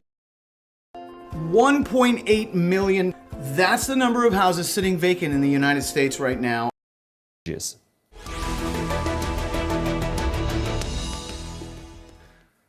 Well, let's bring in our guest. Joining me via Zoom from Havana in Cuba is Gregory Biniofsky, a Cuba analyst and strategic consultant. From Miami, Florida in the United States, Rosa Maria Paya, founder of Cuba Decide, a pro-democracy movement, and the executive director of a foundation for Pan-American democracy. And in Ottawa, the Canadian capital, Hal Kelepak, author of the book Cuba's Military, 1990 to 2005, and a professor at the Royal Military College of Canada. A warm welcome to all of my guests, and thanks for joining us on this edition of Inside Story. Mr. Biniofsky, because you're in Havana, I'd just like to know, I mean, anger on the streets of Cuba, many might not have thought they would have ever seen the scenes that they did. And how surprised then are you about what you've seen, certainly from Sunday onwards? In fact, if I'm surprised, that these signs of anger and discontent hadn't manifested months earlier. The situation in Cuba has been extremely critical for many months now, and it's, if anything, surprising. It's the population's patience with the regime, and until last Sunday, holding back in mass protest. Ms. Paya, in Miami, let me bring you in. You have a different view, perhaps, and different perspective, being across the water. What surprised you about Sunday, or did it surprise you at all? No, it was not. It was not a surprise. Actually, from the beginning of the year till June 30, there were more than 1,100 protests that we know of. So the conditions were created for this to happen. It's something is surprising is that this massive way to go to the streets didn't happen before. We registered on Sunday more than 45 between cities and towns that were protesting. We are talking about hundreds of thousands of Cubans in the street at the same time across the island, demanding freedom, demanding the end of the dictatorship. Mr. Kelepak, in Ottawa, was this just, you might say, a pressure cooker just waiting to burst? Yes, I have to agree with Gregory entirely. I think this was not the only surprise here is the time that it took before there was an explosion of some kind or other. The suffering that your program is underscoring is absolutely accurate. Cubans are going through the worst period, perhaps a worse period even than the special period of the 1990s, where things were pretty bad. But at the moment, there are other elements, such as the tightening of the blockade or the embargo, which have simply sent the already terribly difficult situation of the longest economic war in history through the roof. Indeed, and we'll unpick that as the programme develops. Can I bring in Gregory again in Havana? I mean, how concerned were you when you started to hear reports about the heavy-handedness of the security forces? The authorities on the island have tried to hold back over the last 6 decades when it comes to protests like this? For the moment, I wasn't that concerned, perturbed. Any kind of hindrance of public protest, of course, is disturbing. I would also say, though, that compared to protests around the world, the Cuban military has shown considerable restraint. I mean, there are no serious injuries that have been reported by the mainstream media, definitely no deaths. And I know I have friends that were part of the protests, and they themselves said that they weren't happy with it, but they were not allowed to protest in a way that, again, compared to protests throughout Latin America, if we're looking at Colombia or Chile, where you had 800 people losing their eyes because of rubber bullets, Cuba's reaction was quite restrained. That does not justify stopping it, but I think we need to note the difference. Ms. Pye, I was watching you as Gregory spoke. You were shaking your head in perhaps disagreement. Would you like to come in? Yes, of course, because maybe it's because of the disinformation